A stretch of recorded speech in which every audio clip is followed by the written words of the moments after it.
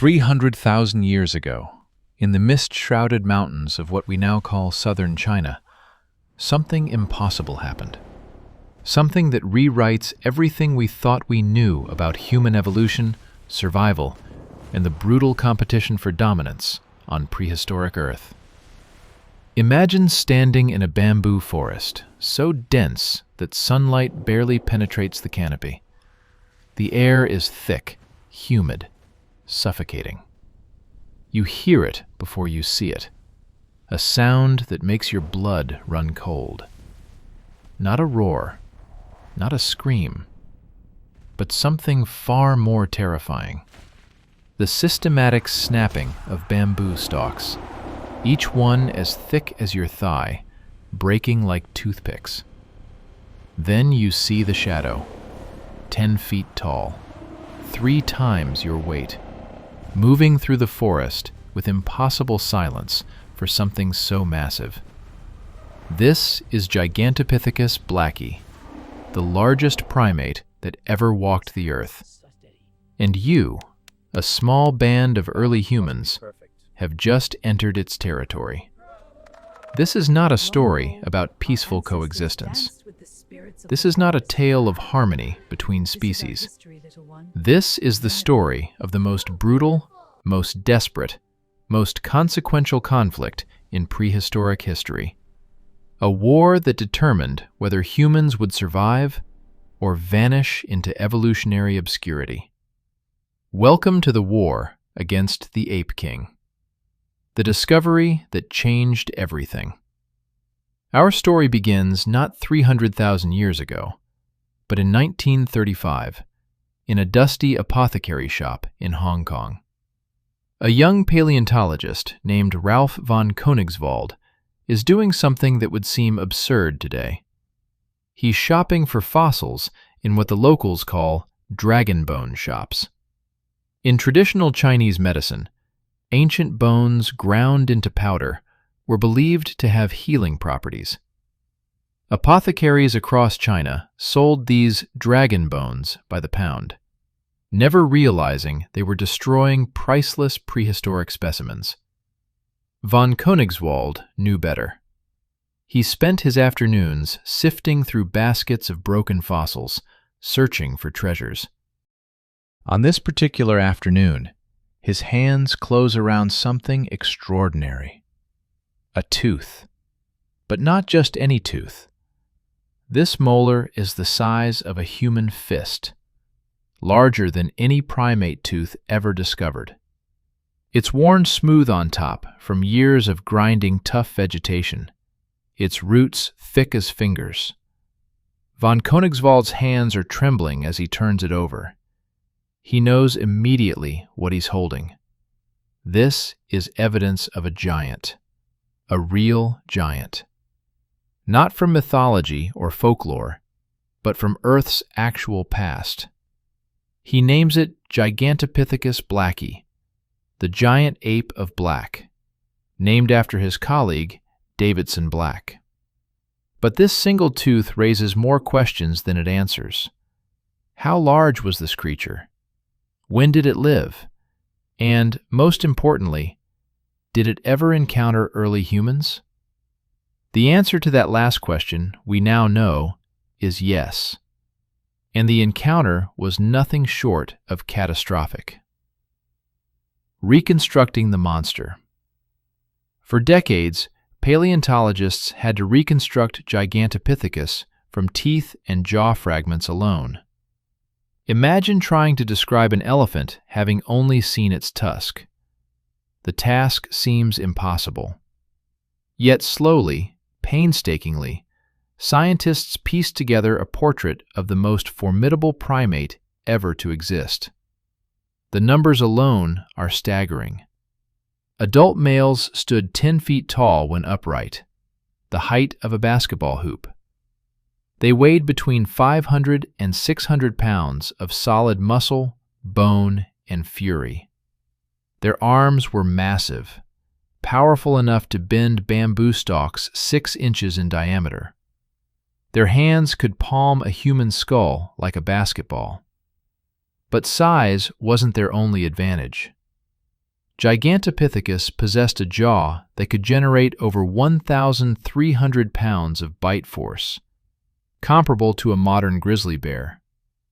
Their canine teeth, while not as pronounced as those of other apes, were still formidable. Those massive molars that first caught von Koningswald's attention, they were grinding machines, capable of crushing the toughest vegetation, the hardest nuts, and yes, if necessary, bone. Recent discoveries have added even more terrifying details to the picture. Analysis of Gigantopithecus fossils shows evidence of powerful jaw muscles that extended up over the skull, creating a distinctive sagittal crest, a ridge of bone that anchored muscles strong enough to crush bamboo by the armful. Their skulls show signs of extreme robusticity, with brow ridges that could withstand tremendous impact forces. This was not a gentle giant. This was a biological fortress, a creature designed by evolution to dominate its environment absolutely. The territory they ruled. The world of Gigantopithecus was a paradise for them. The forests of Pleistocene Southeast Asia were unlike anything we see today. Imagine Vietnam, southern China, Thailand, and Myanmar covered in dense subtropical forests where bamboo grew in infinite abundance. The climate was warmer, wetter, more lush than the present day. These forests were Gigantopithecus's kingdom. They had evolved over millions of years to exploit a specific ecological niche. They were bamboo specialists. Like modern pandas, but supersized and far more successful. While pandas struggle to survive today, Gigantopithecus thrived for over 2 million years. 2 million years. Let that sink in. Gigantopithecus existed for longer than the entire human genus has been around. They witnessed ice ages come and go. They saw countless species rise and fall. They were ancient when the first primitive humans began spreading out of Africa. The bamboo forests provided everything they needed. Food was unlimited.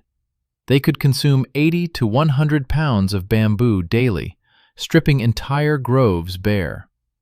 Water sources were abundant. The dense canopy provided shelter from the elements. And perhaps most importantly, they had no natural predator. A full-grown Gigantopithecus male had nothing to fear in the forest. Tigers? Too small. Bears? Not in their territory. Giant cats? The Pleistocene megafauna of Southeast Asia learned quickly to give these giants a wide berth. For millions of years, Gigantopithecus lived in unchallenged supremacy. The forest was theirs, and theirs alone. Until we arrived. The humans who dared enter. Now we must talk about the other protagonist in this ancient drama, early humans. But which humans? This is where the story becomes complex, controversial, and absolutely fascinating. The humans who first encountered Gigantopithecus weren't Homo sapiens. Modern humans wouldn't reach Southeast Asia for another 250,000 years. These were earlier members of our genus, likely Homo erectus, possibly early Homo heidelbergensis, or species we haven't even discovered yet.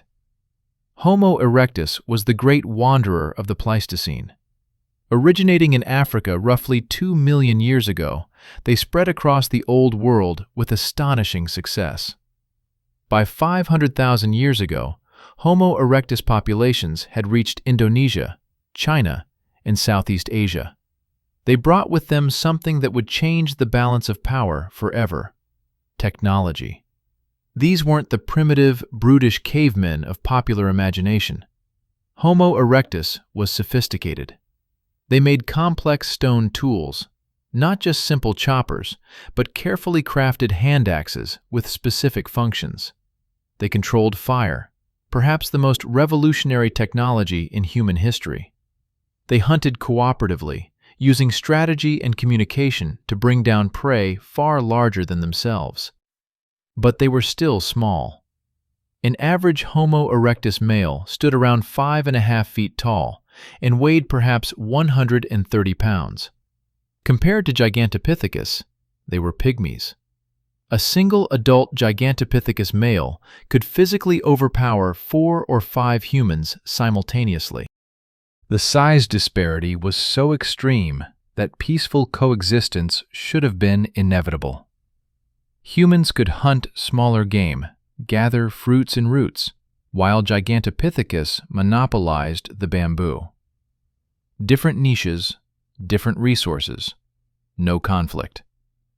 But evolution doesn't work that way, and in the dense bamboo forests of Southeast Asia, these two species were about to discover that sometimes territory matters more than dietary differences. The first contact. We can't know exactly when or where the first encounter occurred. The fossil record doesn't preserve moments, only bones. But we can reconstruct what likely happened based on ecology, animal behavior, and the bitter lessons written in Extinction. Picture this: a small band of Homo erectus, perhaps 15 to 20 individuals, including children, is moving through unfamiliar territory. They're following a river valley deeper into the mountains, searching for seasonal fruits that ripen in the higher elevations. The group is extended family: parents, children, aunts, uncles, cousins. They communicate in a proto-language we can barely imagine, a mixture of words, gestures, and sounds. They've entered a bamboo forest. This should make them cautious. Bamboo this thick usually means they're in dangerous territory. But they need to pass through to reach the fruit groves beyond. They move quietly, weapons ready. Wooden spears fire-hardened to sharp points. Stone hand axes, bamboo stakes. Then they smell it. A scent like nothing they've encountered before. Musky, pungent, overwhelming. It's marking scent, left by Gigantopithecus to warn competitors. This territory is claimed. But the humans don't understand this warning. They've never encountered this smell before. They continue forward. That's when they hear the bamboo breaking. Not the gentle rustling of wind, but systematic destruction. Snap, snap, snap. Getting closer. The humans freeze. Their experience with large primates is limited. Back in Africa, they knew gorillas, chimps, baboons. Large, yes, but manageable, avoidable. They prepare to quietly retreat. Then the Gigantopithecus appears. You have to understand, this moment would have been beyond anything in their evolutionary experience. 10 feet of primate, moving through the forest with liquid grace despite its size. Arms longer than a human is tall. A face dominated by powerful jaws and intelligent, calculating eyes. The humans do what any sensible animal would do. They try to flee. But Gigantopithecus doesn't let them. This is its territory, and it has learned something crucial over millions of years of dominance. You don't let potential competitors escape. You teach them that this forest is forbidden. The Gigantopithecus charges. Not out of hunger, it doesn't eat meat, but out of territorial fury. It moves faster than something that size should be able to move, closing the distance in seconds. The humans scatter, screaming warnings, parents grabbing children. The Gigantopithecus catches the slowest human, a young male, perhaps 16 years old. One massive hand closes around the human's torso. The teenager tries to stab with his spear, but it's like attacking a boulder. The Gigantopithecus lifts him effortlessly and slams him against a tree with such force that we can imagine the sound echoing through the valley, a wet, final crack. The message is clear: leave this forest, never return. But humans don't think like other animals. We don't simply accept territorial boundaries. We remember, we plan, we seek revenge, and most dangerously of all, we adapt. The evolutionary clash. What happened next wasn't a single battle. It was a grinding, generational war that lasted thousands of years. And it was a conflict driven by the cruelest force in nature: ecological overlap. Here's what modern science reveals. Recent studies of Gigantopithecus dental microwear, the tiny scratches on fossilized teeth, tell us something unexpected. While Gigantopithecus primarily ate bamboo, their diet was more varied than we thought. During seasons when bamboo was less available, they ate fruits, seeds, roots, and tubers, the same foods early humans depended on. This is the recipe for disaster. Two highly intelligent species competing for the same limited resources in the same territory. No amount of size advantage can prevent conflict when food is at stake. Early humans began testing the boundaries. They couldn't abandon the region entirely.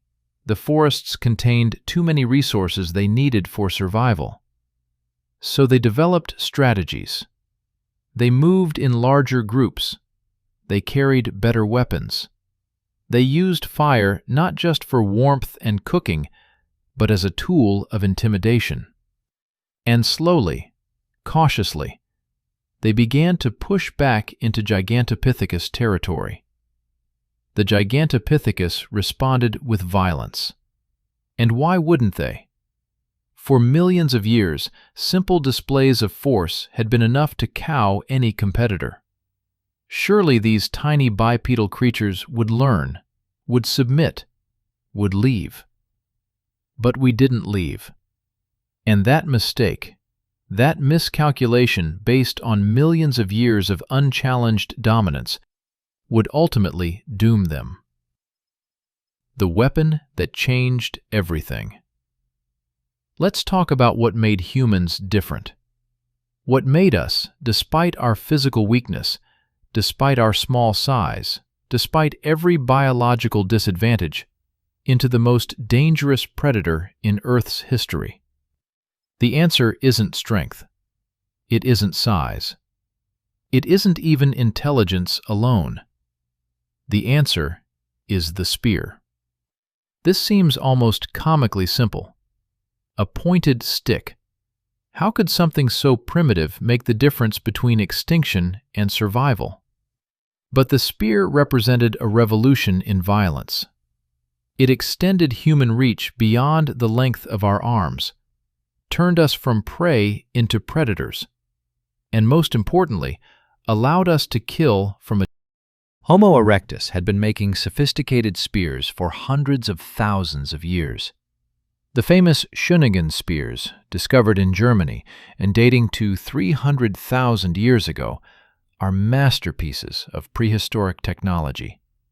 They're 8 feet long, carved from spruce, weighted and balanced like modern javelins. Tests with replicas show they could be thrown accurately up to 70 feet and pierce elephant hide. But against Gigantopithecus, even these advanced weapons faced challenges. The giant apes had thick skin, dense muscle and bones that could absorb tremendous punishment. A spear that could kill a horse might only wound a Gigantopithecus. And a wounded Gigantopithecus was perhaps the most dangerous thing in the Pleistocene. So humans adapted their tactics. They didn't hunt Gigantopithecus like they hunted deer or horses. They hunted them like they would much later hunt mammoths, with patience, planning, and overwhelming force.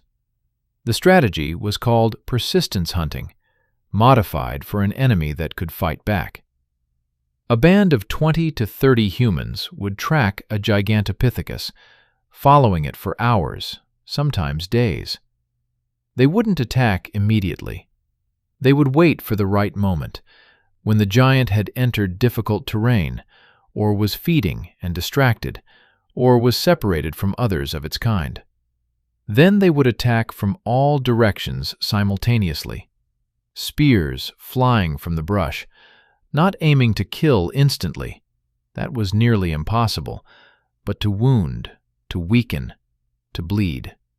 One spear in the leg, another in the shoulder, a third in the side. The Gigantopithecus would charge, would fight with terrifying power, and usually would kill or maim several humans before they could escape. But the wounds would remain. And infection, that invisible ally of early humans, would do what spears alone could not. Over days or weeks, the Gigantopithecus would weaken. The humans would track it, patient as death, until it finally collapsed.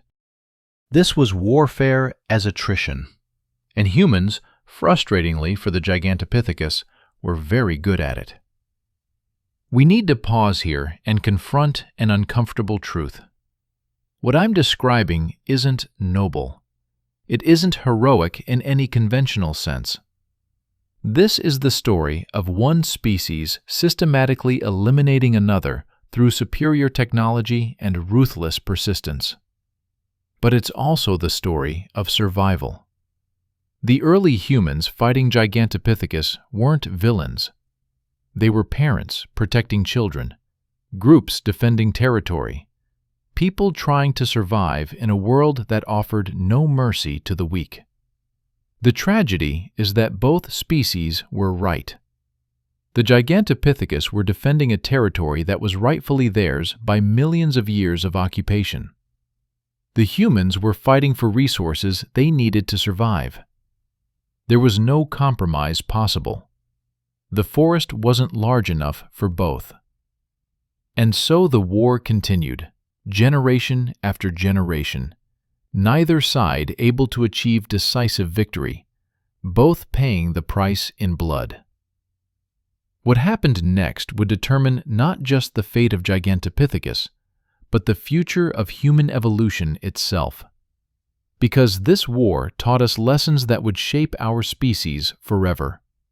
Lessons about cooperation, about technology, about the ruthless efficiency required to dominate a hostile world. The ape king had ruled for 2 million years, but every kingdom eventually falls. And in the bamboo forests of Southeast Asia, the countdown to extinction had begun. The intelligence gap. The advantage of the mind. Let's talk about something that made all the difference in this prehistoric war. Something that no amount of size, strength, or biological armor could overcome. Intelligence. But not just intelligence in the abstract sense. Specific, deadly, evolving intelligence applied to the problem of killing. Gigantopithecus was not stupid. Let's be absolutely clear about this. Modern great apes, gorillas, orangutans, chimpanzees, possess sophisticated intelligence. They use tools, solve problems, demonstrate self-awareness, and navigate complex social hierarchies. Gigantopithecus almost certainly possessed comparable cognitive abilities. They could remember locations of food sources, recognize individuals, communicate danger, and learn from experience. But human intelligence was different. Not necessarily better in all domains, but specialized in ways that made us uniquely dangerous. We possessed something that would prove absolutely lethal to Gigantopithecus: the ability to plan violence across time and space. Think about what this means.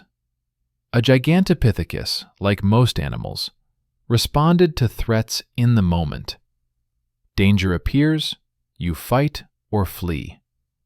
Territory invaded, you chase away the intruder. Simple, direct, effective. For millions of years, this strategy worked perfectly. Humans thought differently. We could imagine scenarios that hadn't happened yet. We could plan attacks for tomorrow based on observations made today. We could say to our group, "Remember that giant we saw by the river 3 days ago? If we come back with 20 hunters and attack from the bamboo thicket while it's feeding, we can kill it before it reaches us." This ability to project violence into the future, to coordinate complex group actions across time, this was the evolutionary equivalent of a superweapon. The language of war. Here's where the story becomes even more fascinating. Recent research into human language evolution suggests that complex speech may have emerged partly in response to the demands of cooperative hunting. And what is war but hunting applied to competitors? Early Homo erectus probably didn't have language as sophisticated as modern humans. But they had something, a proto-language, a system of sounds, gestures, and possibly even proto-words that allowed them to coordinate actions with precision that other animals couldn't match. Imagine a band of 20 humans preparing to attack a Gigantopithecus. They couldn't rely on instinct alone. Everyone needed to know the plan. Who would throw the first spear to draw the giant's attention? Who would attack from the sides? Who would protect the children if the attack went wrong? Where was the escape route? This required communication that went beyond simple warning calls or food signals. It required the ability to describe locations, assign roles, discuss contingencies. Even primitive language gave humans an enormous advantage in coordinated violence. The Gigantopithecus, for all their intelligence, probably communicated more like modern gorillas through vocalizations, chest beating, postures, facial expressions. Effective for establishing dominance, warning of danger, maintaining group cohesion, but not for planning complex, multi-stage attacks. Every encounter taught humans more about their enemy. They learned that Gigantopithecus, despite their size, had limitations. Their massive bodies required enormous amounts of food, 80 to 100 pounds of bamboo daily. This meant they couldn't travel far from bamboo-rich areas. They were territorial, but not particularly mobile compared to humans. Humans began to recognize individual Gigantopithecus by sight. They gave them names, or whatever passed for names in their proto-language. They tracked their movements, learned their habits, identified which ones were aggressive and which were more tolerant of human presence. This was intelligence warfare. And slowly, inexorably, humans were winning. The fire strategy. Then came the innovation that would tilt the balance decisively in humanity's favor. Not a new weapon, but a new application of an old tool: fire. Humans had controlled fire for hundreds of thousands of years by this point. We cooked our food, warmed our caves, hardened our spears, and kept predators at bay with it. But some nameless genius, some prehistoric strategist whose name is lost to time, realized that fire could be used. The first deliberate use of fire as a weapon against Gigantopithecus probably happened by accident. Picture a human camp at the edge of Gigantopithecus territory. At night, a large male Gigantopithecus, emboldened by darkness, approaches the camp. The humans retreat behind their fire, standard practice for avoiding nocturnal predators. But this time, one human, perhaps in desperation, perhaps in inspiration, grabs a burning branch and throws it at the approaching giant. The flaming wood arcs through the darkness and strikes the Gigantopithecus on the shoulder. Fur singes. The smell of burned hair fills the air. And the Gigantopithecus, for all its size and power, does something unexpected. it runs. Fire was outside the evolutionary experience of Gigantopithecus. They had no instinctive understanding of it, no biological adaptation to deal with it. Modern great apes show profound fear of fire. It represents a threat they simply cannot process using normal dominance or escape behaviors. You can't intimidate fire. You can't fight fire. You can only flee. The humans must have watched that massive silhouette disappearing into the darkness and realized something profound. They had found the giant's weakness. What followed was the development of fire-based tactics that turned the tide of the conflict. Humans began carrying torches when entering Gigantopithecus territory, not just for light, but as active weapons. A band of humans with torches could drive a Gigantopithecus away from prime feeding grounds, could protect campsites, could even shepherd the giants toward ambush points. But the most devastating application of fire was yet to come, and it would transform this conflict from a series of skirmishes into something approaching genocide. The burning of the bamboo. Bamboo forests have a vulnerability that early humans eventually discovered and exploited with ruthless efficiency. Despite growing in wet, humid environments, bamboo is surprisingly flammable when dried. Dead bamboo stalks, hollow and filled with air, burn hot and fast. And bamboo forests, when they burn catastrophically. We don't know exactly when humans first deliberately set fire to a bamboo forest, but we know it happened. The geological record from this period shows evidence of increased fire frequency in Southeast Asian forests. Fires that don't match the pattern of natural lightning strikes or volcanic activity. These fires cluster in areas where Gigantopithecus fossils are most abundant. The correlation is disturbing and damning. Imagine the strategy. A large group of humans, perhaps 50 to 100 individuals, possibly multiple bands cooperating, surrounds a section of bamboo forest during the dry season. They know a Gigantopithecus family group is inside. Multiple adults, juveniles, possibly infants. A concentration of the enemy. At a signal, they set fires simultaneously at multiple points around the perimeter. Not everywhere. They leave escape routes, but narrow ones, predictable ones. Places where other humans wait with spears. The bamboo catches quickly. The fire spreads through the dried understory faster than anything can run. The temperature rises to hundreds of degrees. Smoke fills the air, thick and choking. And the Gigantopithecus family, trapped inside, has only two choices: burn or flee through the killing zones. What emerges from the flames is already half defeated. Eyes streaming, lungs damaged from smoke inhalation, fur singed, confused and terrified. The waiting humans strike with coordinated precision. Spears fly from all directions.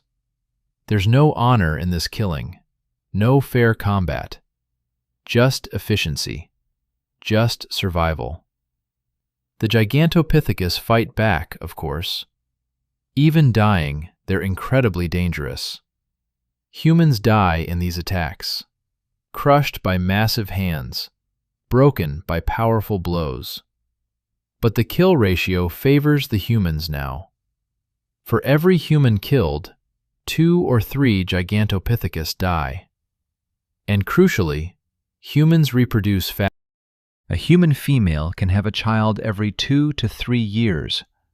Gigantopithecus, like modern great apes, probably reproduced much more slowly, one offspring every 4 to 6 years. In a war of attrition, reproductive rate becomes destiny. The social structure advantage. Here's another factor that gave humans a decisive edge: our social organization. Gigantopithecus, based on comparisons with modern great apes, probably lived in relatively small family groups. A dominant male, several females, offspring, occasionally a subordinate male. Groups of perhaps 5 to 15 individuals. These groups were probably territorial, but not particularly cooperative with other Gigantopithecus groups.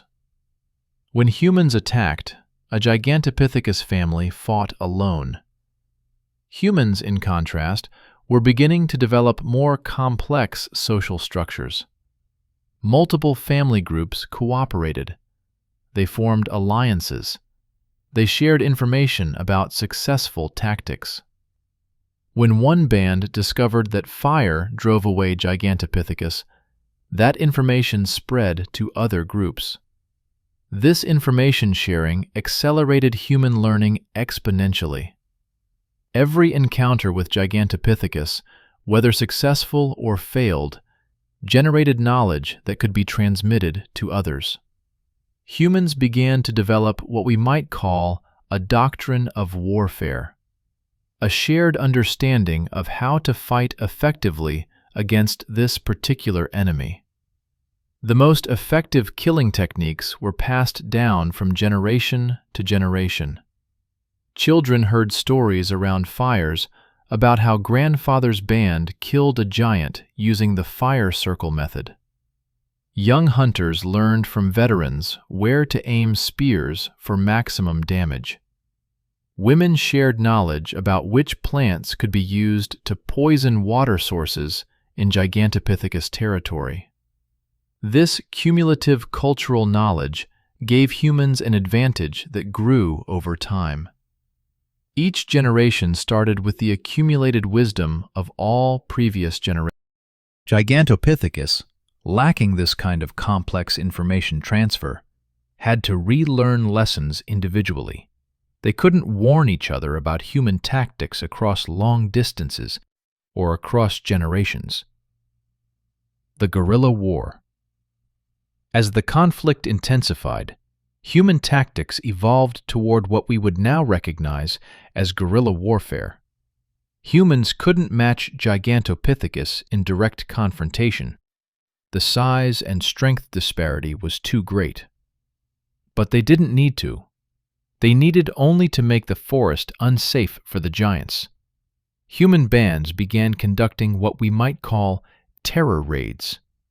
Small groups, 5 to 10 individuals, would enter Gigantopithecus territory at night.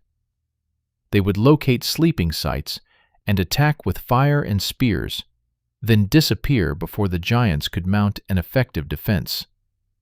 The goal wasn't necessarily to kill, though kills were celebrated. The goal was to deny the giants rest, to keep them constantly vigilant, to drain their energy.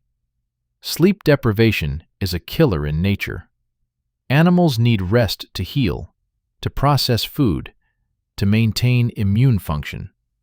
Gigantopithecus, constantly harassed by human raids, would have become progressively weaker, more vulnerable to disease, less able to reproduce successfully. Humans also began targeting juvenile Gigantopithecus specifically. This is brutal to contemplate, but it's also strategically logical. Juveniles were smaller, less dangerous, and killing them prevented future population growth. A dead juvenile was not just one less Gigantopithecus today, but an entire bloodline eliminated. We have to confront what this means. This wasn't just competition. This was systematic elimination. Humans had identified Gigantopithecus as a barrier to their expansion and had committed to removing that barrier by any means necessary. The Gigantopithecus tried to adapt. They became more nocturnal, resting during the day when human attacks were. They moved to more remote areas, deeper in the mountains, where bamboo was less abundant, but humans were rare. Some groups may have become more aggressive, attacking humans on sight rather than waiting to be attacked. But these were reactive adaptations, desperate measures from a species that had never before needed to seriously defend itself. Humans were proactive, innovative, relentlessly creative in finding new ways to kill. The psychological warfare. There's another dimension to this conflict that we can only speculate about, but which comparative anthropology suggests was probably real.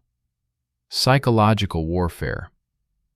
Modern hunter-gatherer societies that come into conflict with large animals often develop specific rituals and practices designed to intimidate their enemies.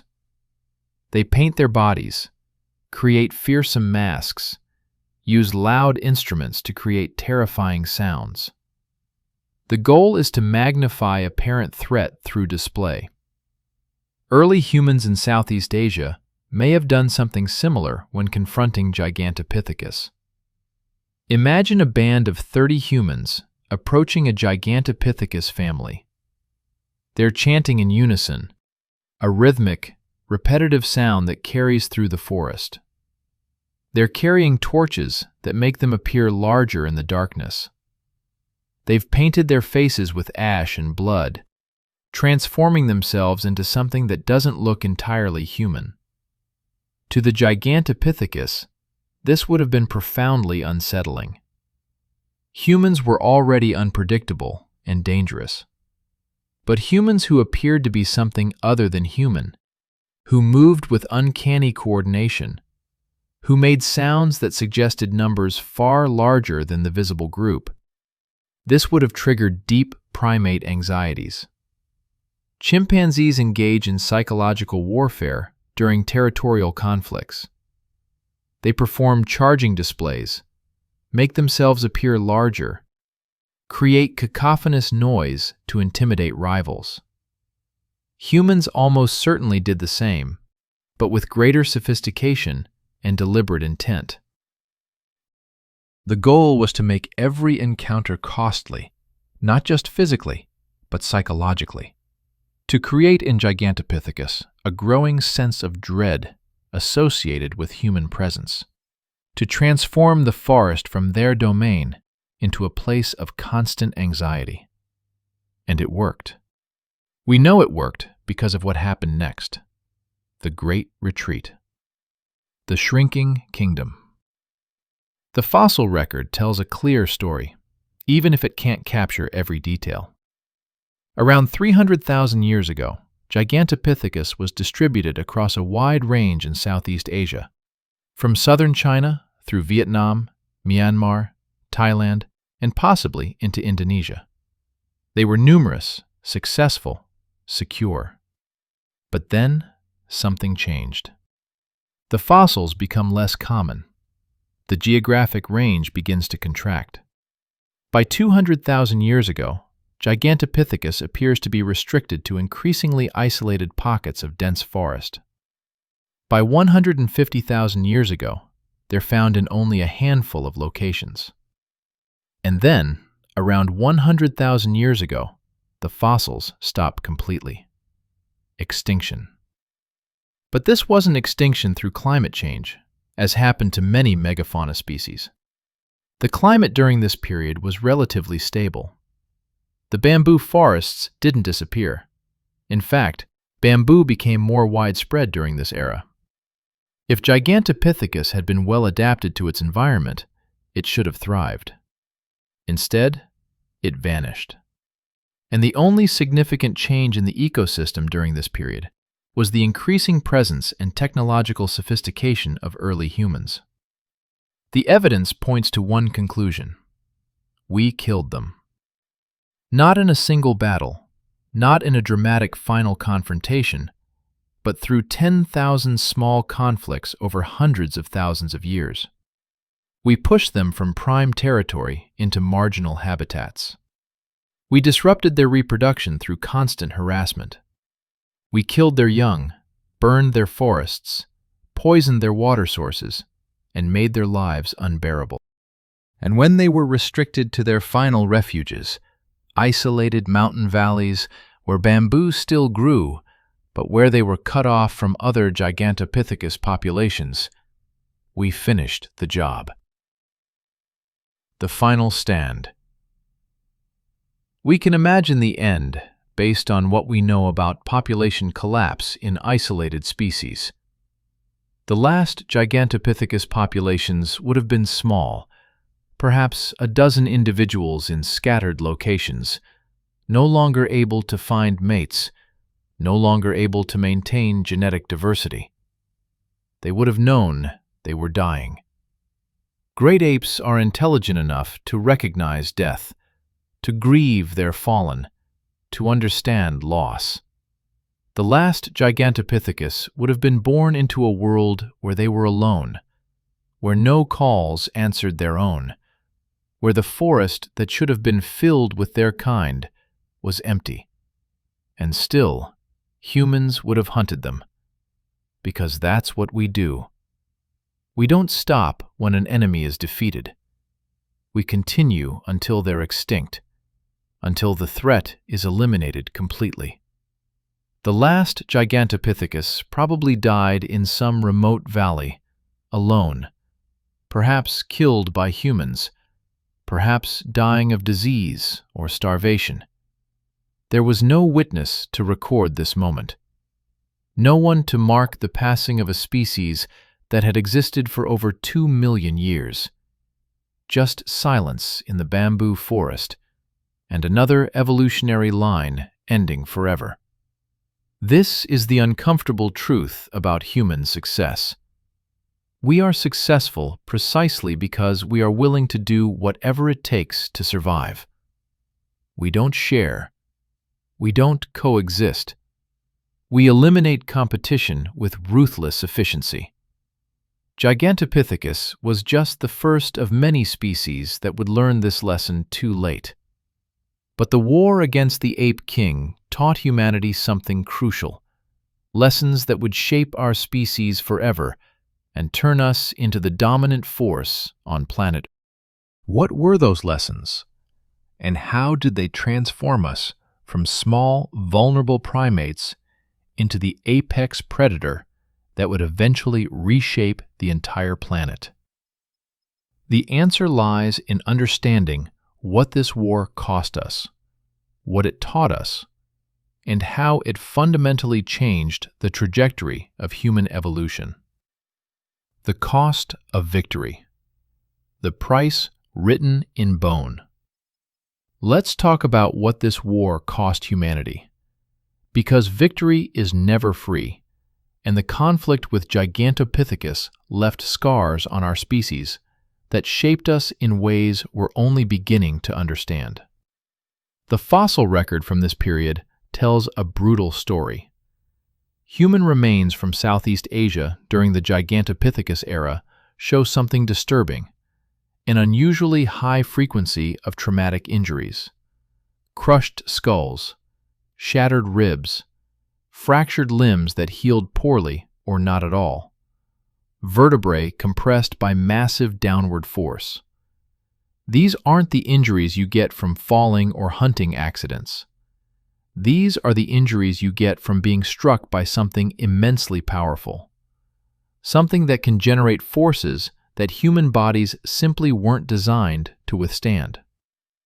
One particular specimen, discovered in a cave in southern China and dating to roughly 250,000 years ago, tells an especially haunting story.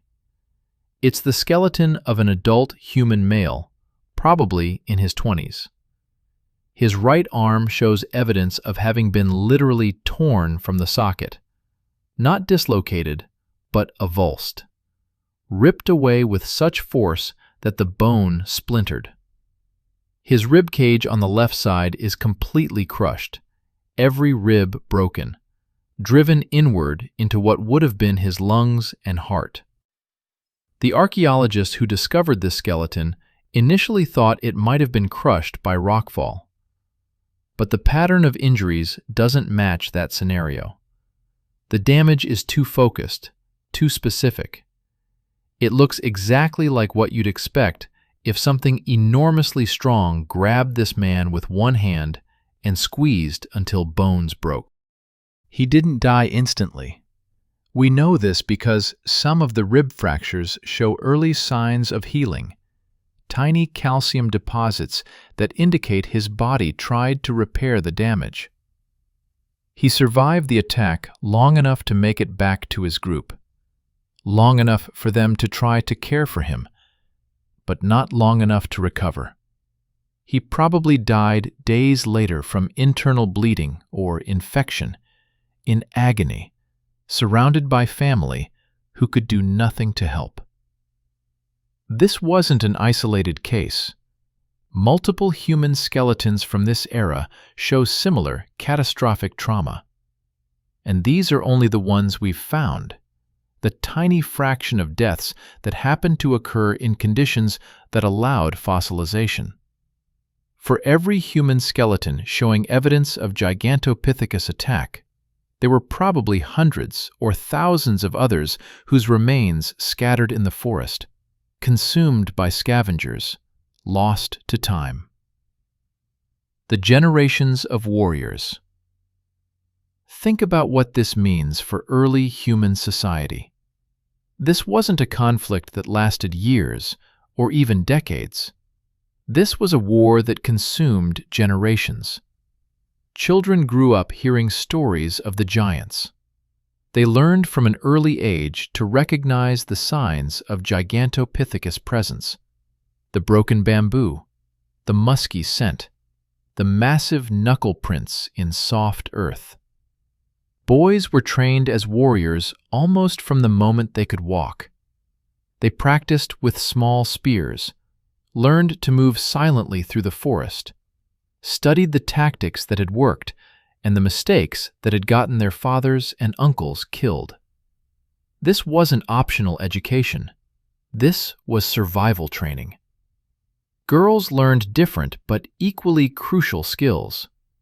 They learned which plants could treat wounds, how to recognize signs of internal bleeding, how to set broken bones. They became the trauma surgeons of the Pleistocene, because when the men returned from hunting Gigantopithecus, someone had to try to save the wounded. Entire human lifespans were lived under the shadow of this conflict. You were born into a world where the giants existed. You were taught to fear them, to fight them, to hate them. You passed those lessons to your children, and you died, perhaps violently, perhaps peacefully, but always knowing that the war continued. This created a selection pressure unlike anything humanity had experienced before. The humans who survived were those who were best at cooperative violence, the ones who could follow complex plans under stress, the ones who could suppress panic when facing an enemy 3 times their size, the ones who could think strategically about killing. Natural selection was sculpting humanity into something new, something more dangerous. The evolution of cruelty. Here's an uncomfortable question. Did the war with Gigantopithecus make humans more violent? Not just toward the giants, but toward each other. Modern humans are remarkably violent compared to most primates. We wage war on scales that other species can't conceive of. We develop incredibly sophisticated methods of killing. We can commit violence with a cold efficiency that suggests something beyond simple aggression. It suggests violence as a tool, deliberately applied. Some anthropologists argue that this capacity for organized violence emerged partly from conflicts exactly like the one with Gigantopithecus. When you spend hundreds of thousands of years learning how to coordinate group attacks, how to plan ambushes, how to kill efficiently, those skills don't just disappear when the enemy is gone.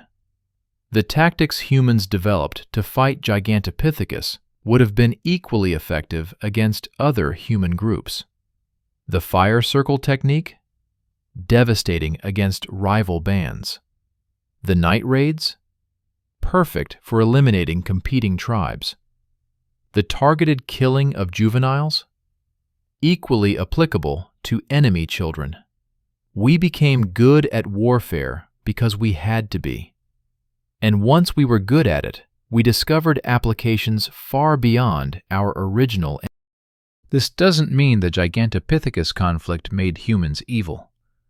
Violence was always part of our evolutionary heritage. Chimpanzees waged territorial wars, and we share that ancestor. But the conflict may have accelerated and systematized our violent capabilities in ways that made us uniquely dangerous. The tribal memory. Something else emerged from this long war. Stories. Humans are storytellers. We always have been. And the conflict with Gigantopithecus would have generated stories that were told and retold around fires for thousands of generations. Stories about the giants who ruled the forest before humans came. Stories about brave warriors who faced the ape kings and survived. Stories about the terrible battles in burning bamboo forests. Stories about the final defeat of the giants and the human conquest of their territory. These stories would have served multiple purposes. They were entertainment, certainly, but they were also history, moral instruction, tactical training, and tribal identity all rolled together. And here's the fascinating part. These stories may have survived in some form even to the present day. Cultures across Southeast Asia have ancient legends about giants, about enormous ape-like beings that lived in the mountains before humans, about conflicts between humans and these creatures, about how the giants were eventually defeated or driven away. Western science has traditionally dismissed these stories as mythology, as products of imagination with no basis in reality. But what if there's something else? What if they're cultural memories, distorted by thousands of years of retelling, but rooted in actual events? What if the legends of giant apes aren't mythology at all, but history? The Hmong people of Southeast Asia have stories about the Ki Trao, enormous, hairy humanoids that lived in the deep forests and were eventually driven away by human expansion. The Burmese tell tales of the Belu, giants that were defeated by human cunning, and Chinese folklore contains numerous references to large, ape-like beings that once inhabited the southern mountains. Could these stories represent the last echoes of the Gigantopithecus War? Memories preserved in oral tradition for 100,000 years? It seems impossible. But indigenous oral traditions have proven surprisingly accurate in other contexts. Aboriginal Australians have stories about rising sea levels that perfectly match geological evidence from 10,000 years ago. Native American tribes have origin stories that contain accurate details about Ice Age migrations. If those memories persisted, why not memories of the giants? The technological leap. The conflict with Gigantopithecus forced humans to innovate in ways that had profound consequences far beyond the immediate war. Every tactical challenge, every failed attack, every casualty created pressure to develop better tools, better strategies, better coordination. Spear technology advanced rapidly during this period. Early, simple, pointed sticks gave way to more sophisticated designs. Fire-hardened tips became standard. Stone points were hafted onto wooden shafts with increasingly secure bindings. The balance and weight distribution were optimized for throwing accuracy. By the end of the Gigantopithecus era, human spears had evolved into highly effective weapons. Archaeological evidence shows increasingly sophisticated stone points, narrower, sharper, more aerodynamic. These weren't just tools for hunting deer.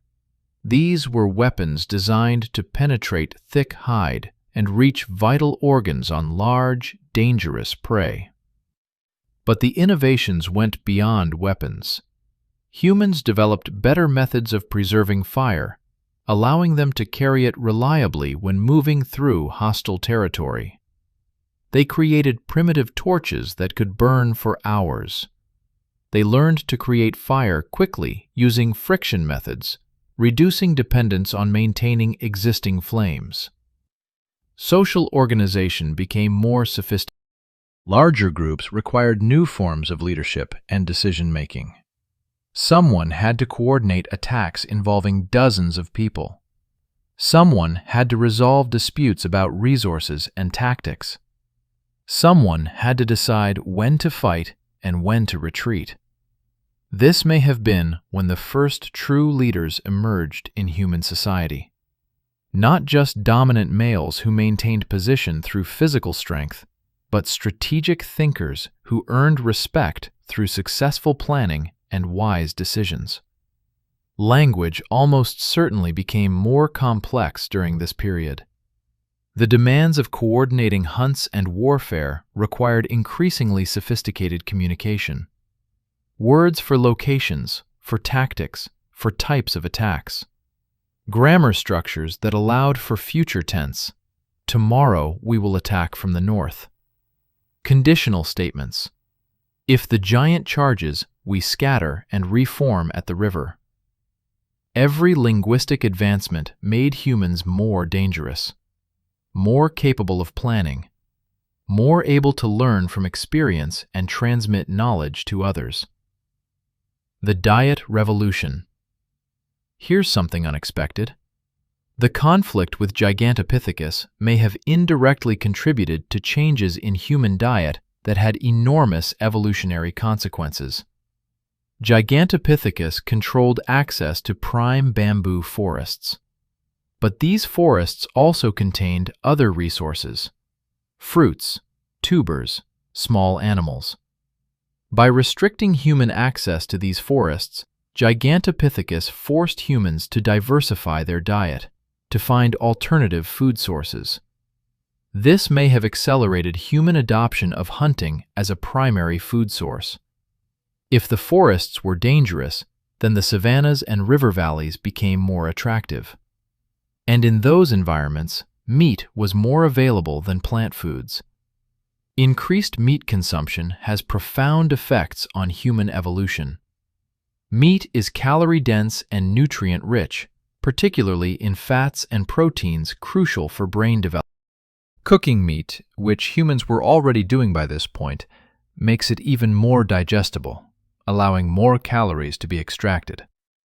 Some researchers argue that increased meat consumption during this period contributed to the expansion of human brain size that characterizes later Homo species. Larger brains require enormous amounts of energy. The human brain uses about 20% of our caloric intake, far more than would be expected for an organ of its size. That energy has to come from somewhere, and a diet rich in cooked meat provides it efficiently. So, paradoxically, by keeping humans out of the forests, Gigantopithecus may have inadvertently pushed human evolution in directions that made us even more formidable. We became better hunters. We developed bigger brains. We became more intelligent, more strategic, more capable of the complex thinking required to eventually defeat our enemy. The psychological scars. But what about the psychological impact of this prolonged conflict? What did it do to human minds and human culture to spend hundreds of thousands of years in existential warfare? Modern psychology tells us that prolonged exposure to violence changes people. Soldiers returning from war often suffer post-traumatic stress disorder, difficulty with emotional regulation, hypervigilance, intrusive memories of trauma. These are the scars that violence leaves on the mind. Early humans wouldn't have had names for these conditions. They wouldn't have had therapists or treatment protocols. But they would have experienced the symptoms. Warriors who had seen their brothers crushed by Gigantopithecus hands. Mothers who had watched their children killed in retaliatory attacks. Survivors who woke screaming from nightmares about massive shadows moving through the bamboo. This trauma would have shaped human culture in fundamental ways. We became a species that understood loss, that anticipated danger, that prepared constantly for threat. We developed rituals around death and mourning because death was so common. We created strong social bonds because survival depended on group cohesion. Some researchers argue that human capacity for empathy, our ability to feel what others feel, may have been strengthened during this period. When violence is common, the ability to recognize and respond to another person's pain becomes crucial for maintaining group unity. Tribes that could comfort their wounded, that could grieve together, that could support traumatized members would have been more cohesive and therefore more successful.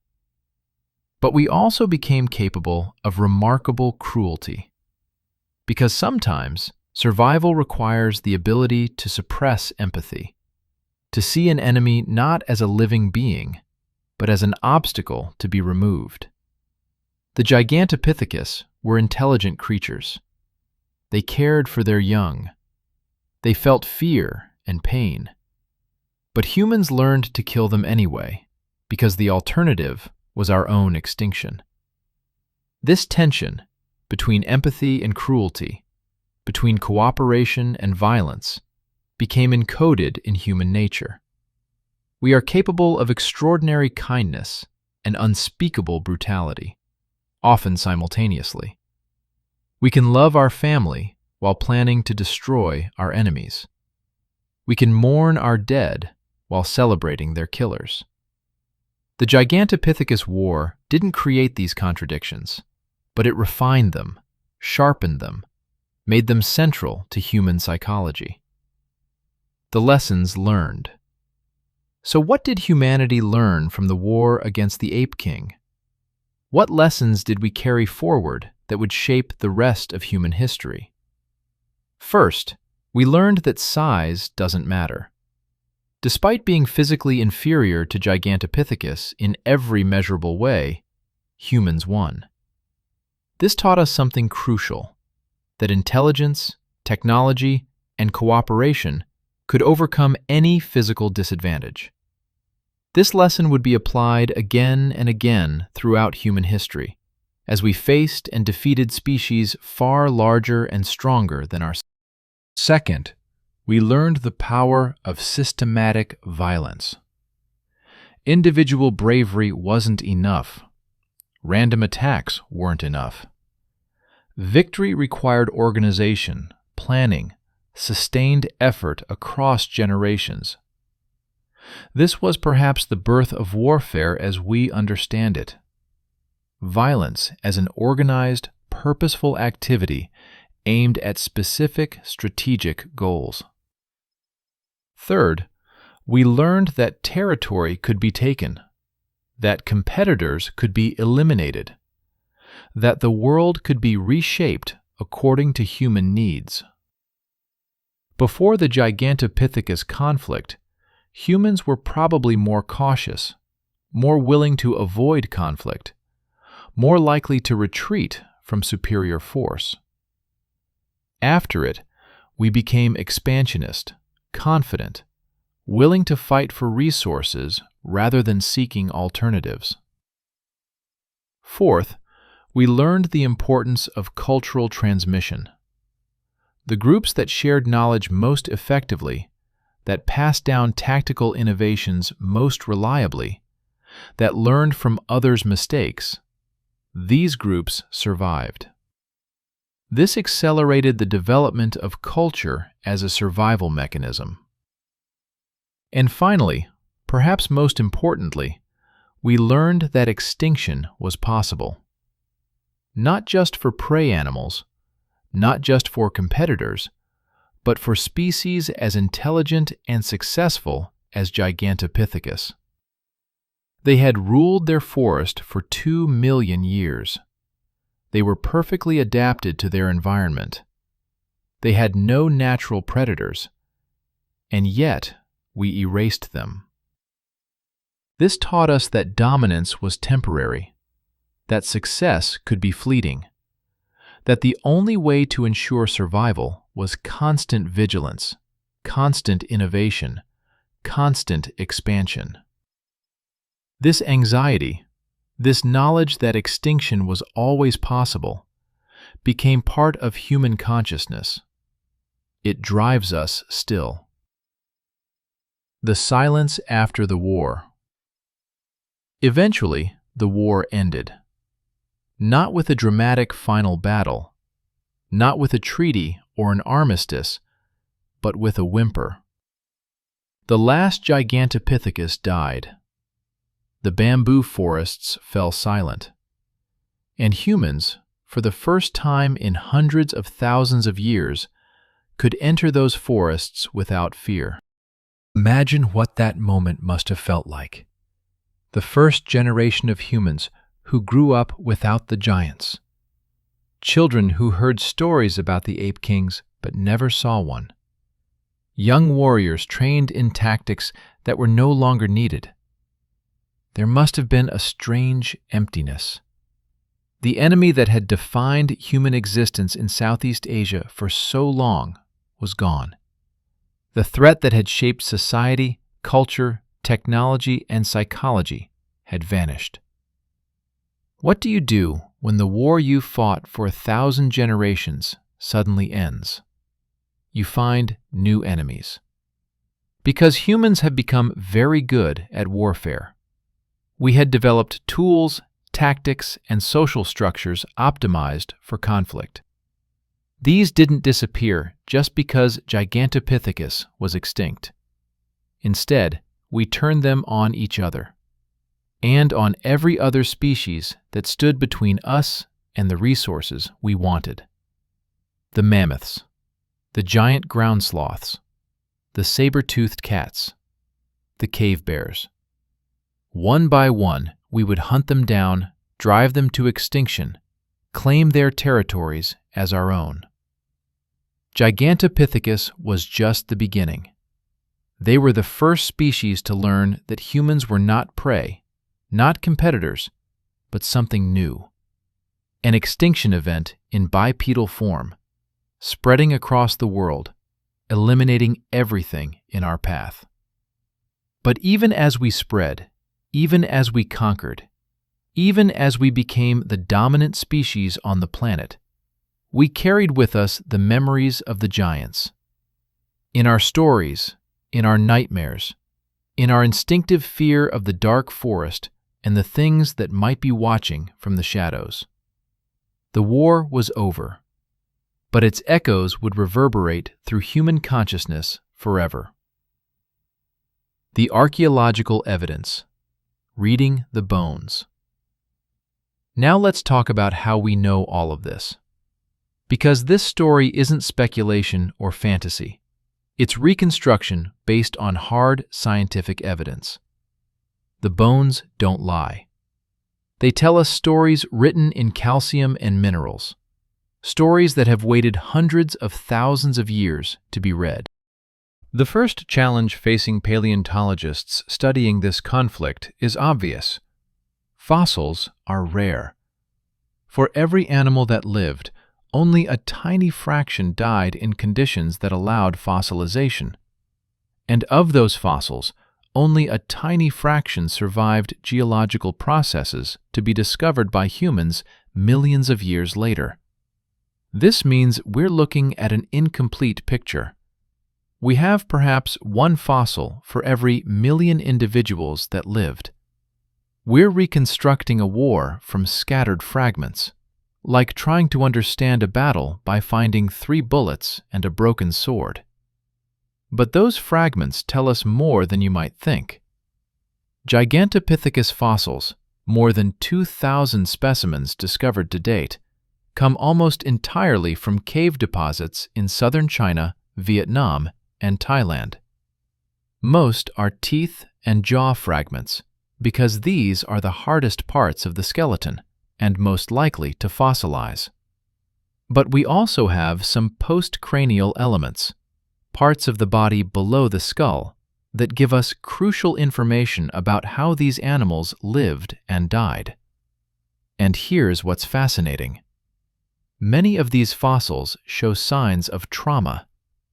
One particularly significant specimen is a partial Gigantopithecus skull discovered in Lucheng Cave in Guangxi Province, China, in 2015. This skull belonged to an adult male, probably in his prime. And it has something disturbing, a puncture wound through the temporal bone, just above the ear canal. The wound is roughly circular, about 3 centimeters in diameter. The bone around the edges shows signs of healing, meaning this individual survived the injury for some time, weeks or months. But the wound itself tells a story.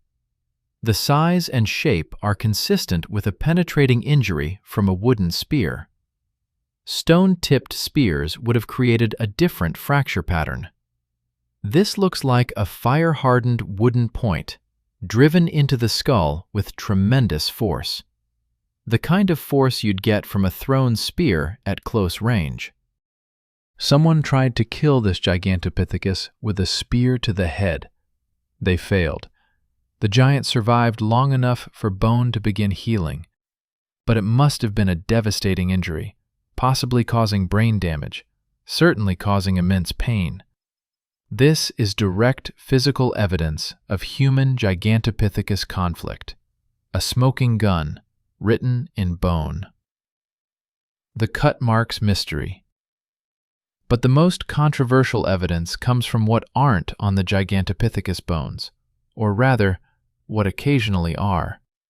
A small number of Gigantopithecus specimens show what archaeologists call cut marks, fine grooves on the bone surface made by stone tools.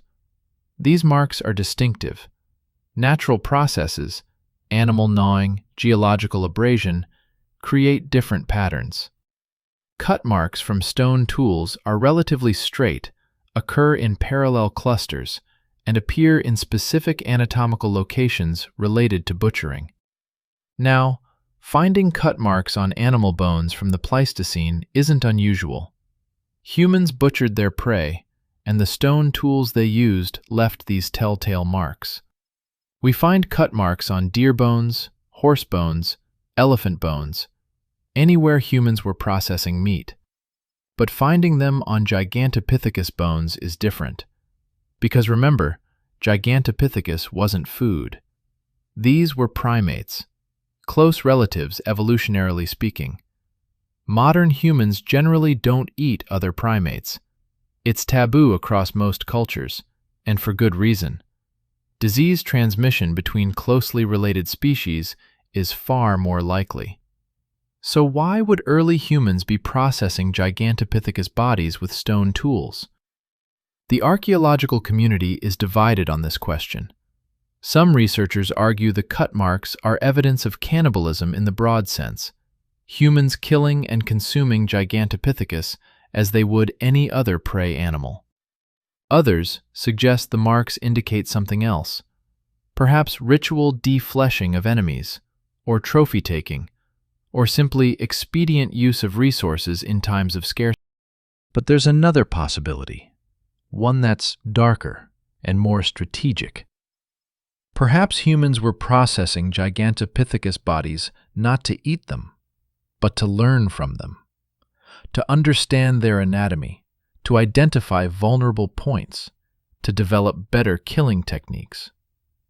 Modern hunters who pursue dangerous game often examine their kills carefully, studying muscle attachment points, bone density, organ placement. This knowledge helps them hunt more effectively next time. Early humans might have done the same with Gigantopithecus, turning the bodies of their enemies into anatomical textbooks. Whatever the reason, the cut marks are there, and they tell us that humans were interacting with Gigantopithecus bodies in ways that required stone tools and deliberate effort.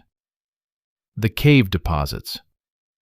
Many of the most significant Gigantopithecus fossils come from limestone caves, places like Liu Cheng Cave, Longudong Cave, and Tam Quyen Cave. These caves served as natural sediment traps, collecting bones over thousands of years and preserving them in calcium-rich deposits that prevented decay. But here's something interesting about the distribution of fossils within these caves. In several sites, Gigantopithecus remains are found alongside evidence of early human activity: stone tools, ash from fires, bones of animals that humans hunted. The traditional interpretation has been that these caves were used sequentially, first by Gigantopithecus as sleeping sites, later by humans as shelter, with no overlap. But recent dating techniques have complicated this picture. In some caves, the Gigantopithecus remains and human artifacts date to the same time periods. This suggests something more interesting. These might have been contested spaces. Caves in tropical and subtropical environments are valuable real estate. They provide shelter from rain, protection from predators, stable temperatures. Both Gigantopithecus and humans would have recognized their value. The presence of both species remains in the same caves during the same time periods hints at conflict over these resources. Did humans drive Gigantopithecus from cave shelters? Did the giants defend their traditional sleeping sites against human incursion? Did control of certain key caves change hands multiple times over centuries? We'll probably never know the specific events, but the pattern suggests that competition over shelter was another front in this long war. The isotopic evidence. Modern paleontology has tools that earlier generations of scientists couldn't have imagined. One of the most powerful is isotopic analysis, examining the ratios of different chemical isotopes in fossilized tissues to reconstruct ancient diets and environments. Carbon isotope analysis of Gigantopithecus teeth tells us what they were eating. The results confirm they were primarily bamboo specialists, but with an important caveat. They ate other plants too, especially during certain seasons: fruits, seeds, roots, tubers. Exactly the foods that early humans also depended on. But here's where it gets interesting. In the latest Gigantopithecus fossils, those dating to the period just before extinction, the isotopic signatures change. These individuals show evidence of dietary stress.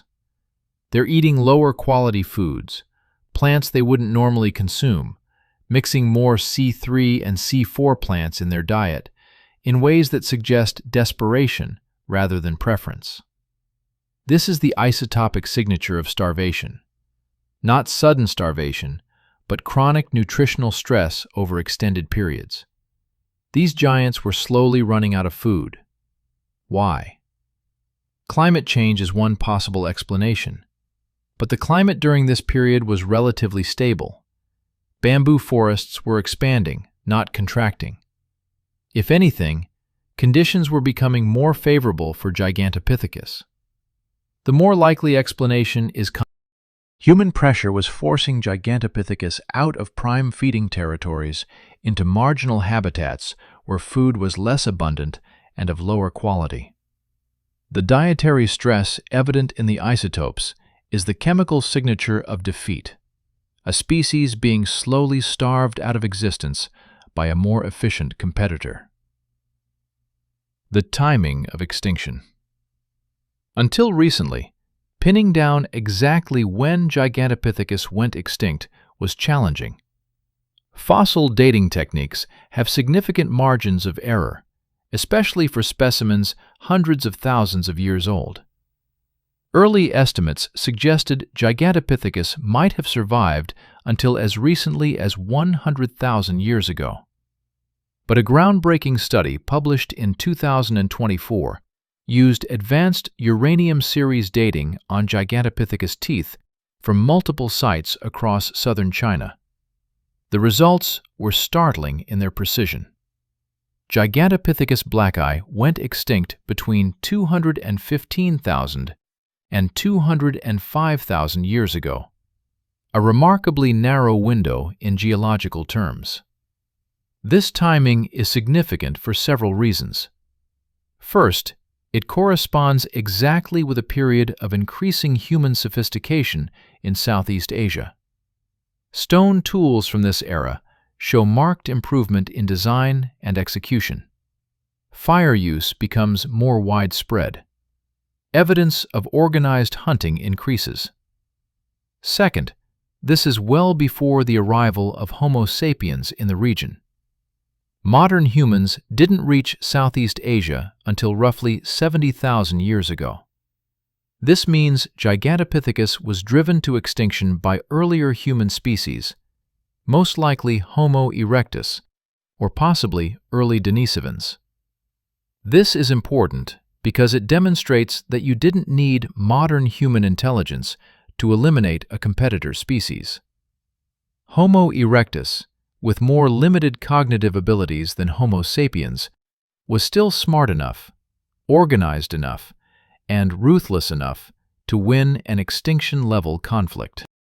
Third, the timing helps explain something puzzling. Why don't we have more Gigantopithecus fossils from this period? If they went extinct relatively recently in geological terms, we should find more remains. The answer is probably that by the end, their population had crashed so dramatically that very few individuals remained. When a species is reduced to scattered remnants, the chances of any of them fossilizing and being discovered drops to nearly zero. The final Gigantopithecus populations were probably so small and so isolated that they left almost no trace. They simply vanished, and the forest closed over the spaces they had occupied. The human fossil record. Now let's look at the other side, what the human fossil record tells us about this conflict. And here we face a significant problem. Human fossils from this period in Southeast Asia are extremely rare.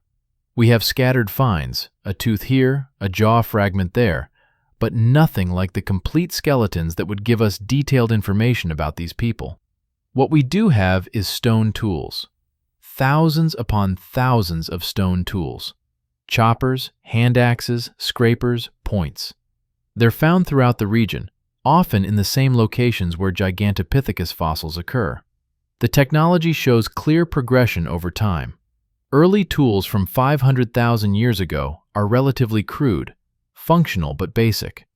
Tools from 300,000 years ago show much more sophistication, better knapping techniques, more specialized forms, clear signs of cumulative cultural evolution. And tools from 200,000 years ago, right around the time of Gigantopithecus extinction, are impressively advanced. These are weapons made by people who knew exactly what they were doing. The stone points are aerodynamic, sharply pointed, designed to penetrate deeply. The hafting methods that attach stone to wood were reliable and robust. These people had spent hundreds of thousands of years perfecting the art of killing. And it shows in every carefully knapped edge, every precisely shaped point. The site distribution pattern. Archaeological surveys of Southeast Asia reveal an interesting pattern in site distribution. Early human sites, those dating to 500,000 years ago and earlier, cluster along river valleys and in more open woodland areas. They avoid the densest bamboo forests. But later sites show a different pattern. By 300,000 years ago, human sites begin appearing in what had been core Gigantopithecus territory. Not in huge numbers, but enough to show human expansion into previously avoided regions. And by 150,000 years ago, well after Gigantopithecus extinction, human sites are everywhere. The dense forests that had once been off-limits are now thoroughly occupied. Humans had inherited the kingdom. This pattern supports the conflict narrative. Early humans avoided areas of high Gigantopithecus density. Sensible behavior when facing a dangerous competitor. As human technology and tactics improved, they began probing into contested zones. And once Gigantopithecus was eliminated, humans flooded into the newly available territory. This is exactly the pattern you'd expect from a successful invasion and occupation. The Megafauna connection. Gigantopithecus wasn't the only large species that went extinct in Southeast Asia during this period. The region lost numerous megafauna, giant pigs, massive bovids, enormous deer species, and various large carnivores. These extinctions occurred over roughly the same time frame, between 300,000 and 100,000 years ago. For decades, scientists assumed these extinctions were climate-driven, but the climate data doesn't support this. There was no catastrophic climate event during this period that would explain such widespread megafauna collapse. The more likely explanation is that humans were the common. As we became more numerous, more technologically advanced, more efficient at hunting, we put increasing pressure on large animal populations. Species that had survived millions of years of natural climate variation couldn't survive the new threat: coordinated human hunting. Gigantopithecus was perhaps the most dramatic casualty, but they weren't alone. We were beginning a pattern that would continue across the globe. Wherever humans spread, megafauna died. We would eventually eliminate mammoths, giant ground sloths, diprotodons, moa birds, and countless others. The war in Southeast Asia was just the beginning of humanity's war against large animals. And we would win every single time. The genetic ghost. Here's something fascinating that recent genetic research has revealed. Modern humans don't carry any Gigantopithecus DNA. This might seem obvious. They weren't closely related enough to interbreed with any human species.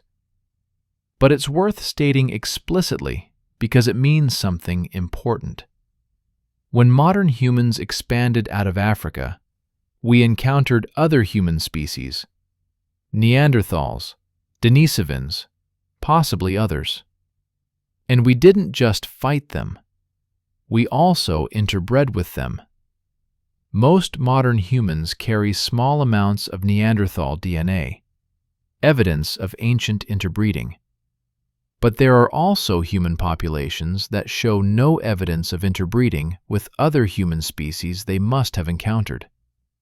This suggests that sometimes contact between human groups led not to interbreeding, but to elimination. Complete replacement without genetic mixing. The complete absence of any genetic trace of Gigantopithecus in any human lineage tells us that our relationship with them was purely antagonistic. There was no interbreeding, no hybridization, no genetic exchange of any kind, just competition, conflict, and ultimately extinction. We were enemies, nothing more. The coprolite evidence. One final piece of evidence deserves mention: coprolites, fossilized feces. It sounds unglamorous, but coprolites preserve remarkable information about ancient diets and parasites. Several coprolites attributed to Gigantopithecus have been discovered and analyzed. They contain exactly what you'd expect: bamboo fibers, plant fragments, occasional seeds. But some also contain something else: parasites.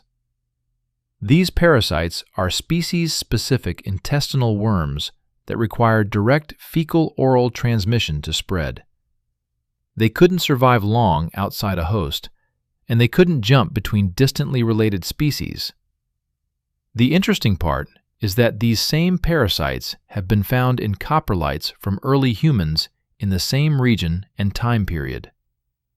Not the exact same species of parasite, but very closely related ones. So closely related that they must have shared a common ancestor relatively recently.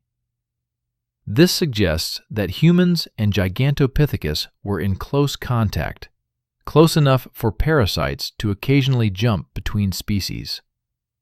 And the only way that happens is through contamination of food or water sources, or through direct contact with infected remains. This is evidence of conflict at a biological level. Humans and Gigantopithecus were sharing space, competing for resources, and in the process, inadvertently sharing diseases. Disease transmission is one of the hidden costs of warfare, and it probably flowed both directions, making both species more vulnerable. What the bones tell us.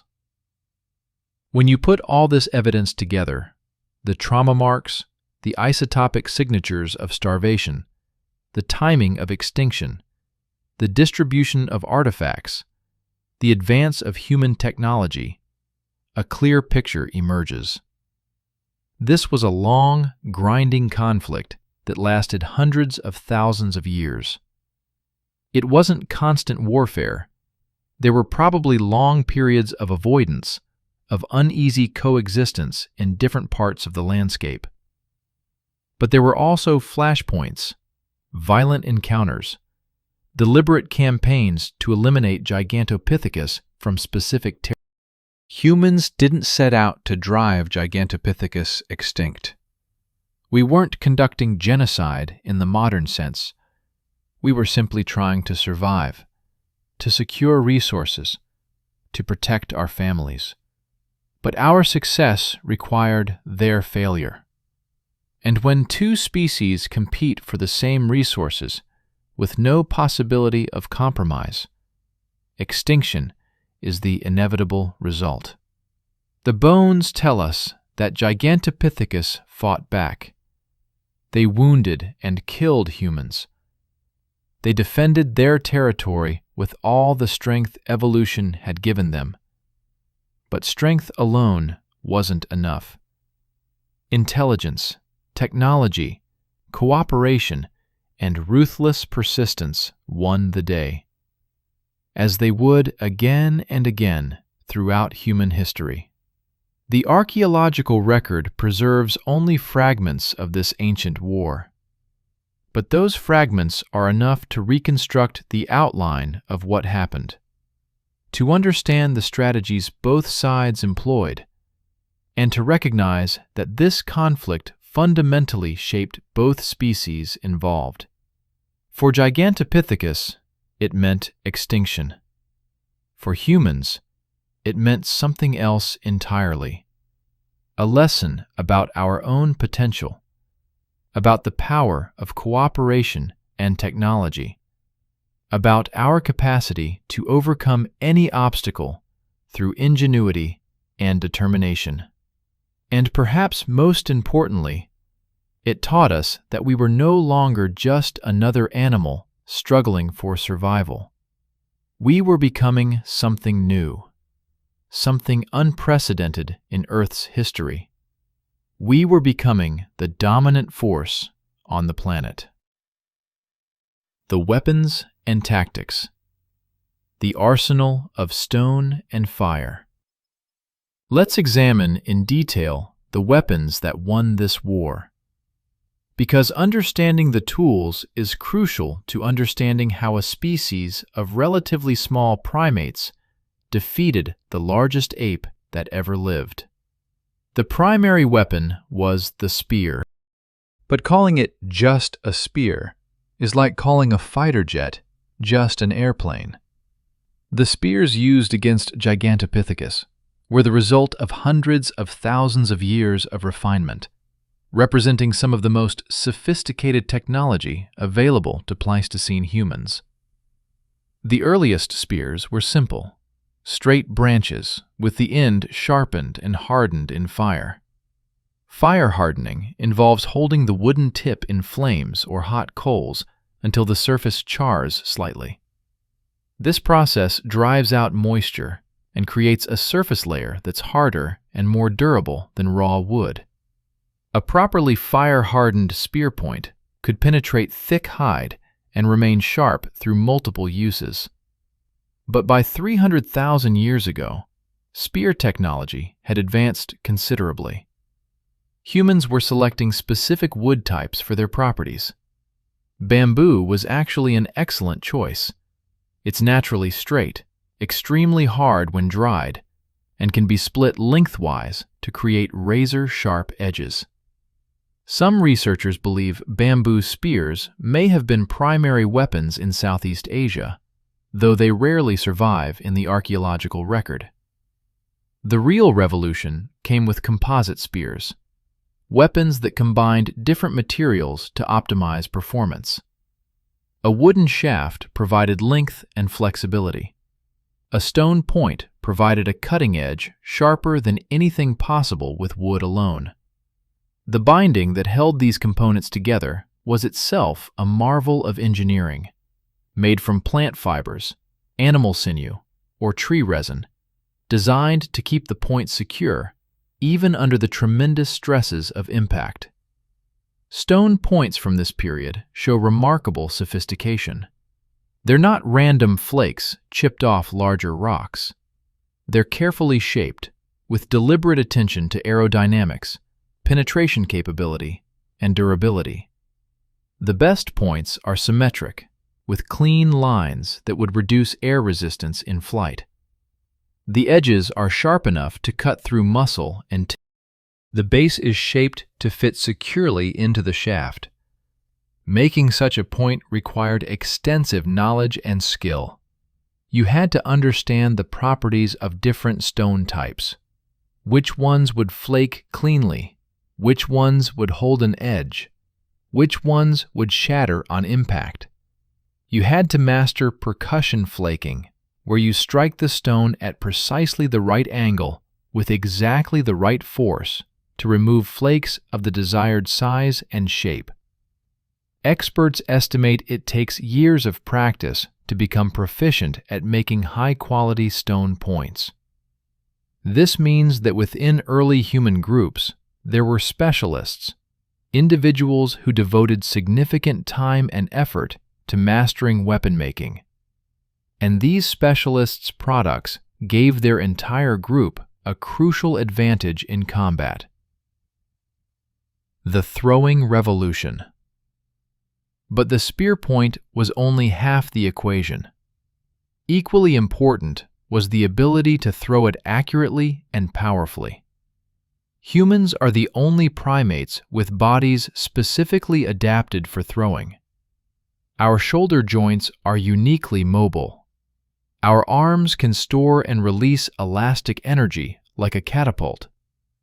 Our brains have dedicated neural circuits for calculating trajectory, wind resistance, and target movement.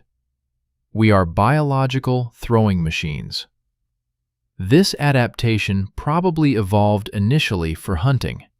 Being able to injure prey from a distance was an enormous advantage. But it proved equally valuable in warfare. A trained human can throw a spear accurately at targets up to 70 feet away. That's roughly 23 meters, far enough that you're outside the immediate threat range of most large animals. Against Gigantopithecus, this range advantage was crucial. Imagine the tactical situation. A Gigantopithecus can kill any human within arm's reach, roughly 10 feet. It can charge and cover perhaps 50 feet in a few seconds. But humans with spears can attack from 70 feet away. This creates a killing zone where humans are deadly, but Gigantopithecus cannot retaliate effectively. The math favored humans.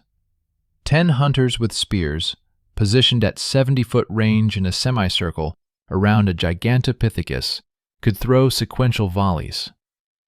Even if the giant charged, it could only reach 1 or 2 hunters before the others struck. And every spear that landed was a wound, reducing the giant's mobility and fighting capability. This is why throwing ability was so decisive. It allowed humans to apply violence from relative safety to wear down an enemy that could crush them in direct combat. The atlatl question. Here's where we enter controversial territory.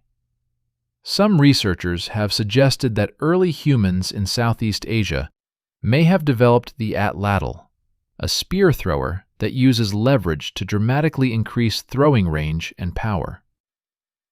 An atlatl is essentially a stick with a socket at one end. You place the butt of your spear in the socket, then use the atlatl as an extension of your arm. This increases the length of your throwing lever, which translates to more velocity and more energy transferred to the spear. Experiments with replica atlatls show they can increase throwing range to over 120 feet, and impact force by 50% or more.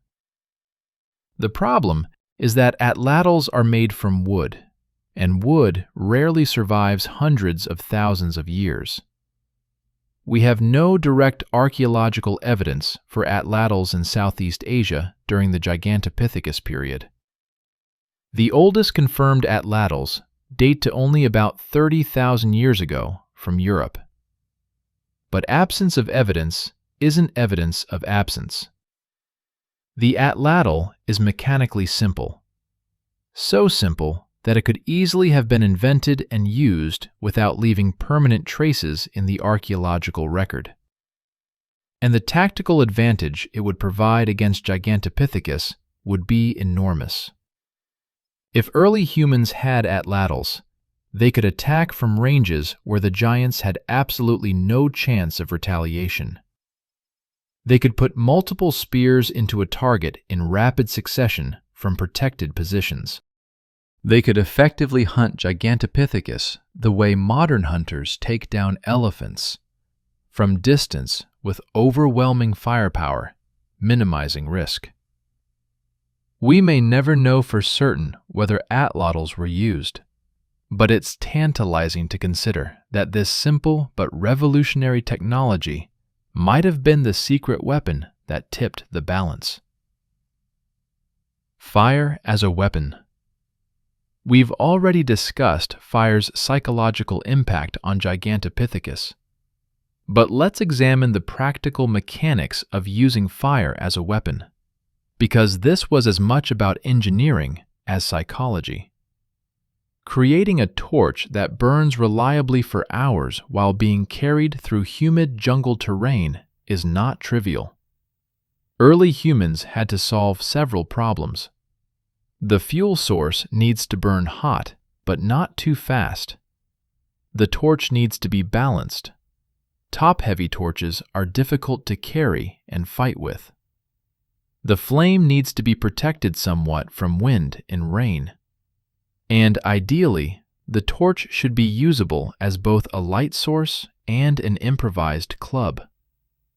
Evidence suggests humans used bundled dried grass, reeds, or bamboo as the primary fuel, often bound around a longer handle. Animal fats or tree resins could be added to increase burn time and intensity. The result was a torch that would burn for 2 to 4 hours, long enough for a night raid or an extended pursuit. But torches were just the beginning. The real devastation came from deliberate fire setting. Bamboo forests are paradoxically both wet and flammable. The living bamboo is full of moisture and won't burn easily. But dead bamboo, and there's always dead bamboo on the forest floor, is hollow, dry, and burns explosively. The culms can even burst from heat pressure, sending fragments flying and spreading fire rapidly. Setting a strategic fire required knowledge and planning. You needed to understand wind patterns. Fire spreads downwind, so you position yourself upward. You needed to identify which sections of forest were most vulnerable, areas with more dead material, during dry seasons when even living bamboo had lower moisture content. You needed to coordinate multiple ignition points simultaneously to create a fire perimeter that would trap your enemies. And crucially, you needed to control the fire enough that it didn't turn on you. Setting a forest fire is easy. Setting one that accomplishes your goals without killing your own people is expertise. Some evidence suggests early humans created fire breaks, areas where vegetation was deliberately cleared to create barriers that fire couldn't cross easily. This would allow them to set controlled burns in specific areas without risking runaway conflagration. The use of fire as a weapon represents a sophisticated understanding of ecology and combustion. It shows humans thinking several steps ahead. Not just how do we kill this enemy, but how do we reshape the environment to make our enemy vulnerable? The ambush sites. Terrain selection was another crucial tactical consideration. Gigantopithecus had size and strength advantages in open conflict. But humans could negate these advantages by choosing battlegrounds carefully. Archaeological evidence and topographic analysis suggest certain types of locations were preferred for attacks on Gigantopithecus. River crossings were ideal. The giants would be slowed by water, their footing uncertain, making them vulnerable to spear attacks from the banks. Narrow valleys created natural funnels where retreat was difficult. Rocky outcrops gave humans high ground from which to throw spears down at targets below. But perhaps the most effective ambush sites were what we might call dead ends, places where the terrain naturally trapped animals.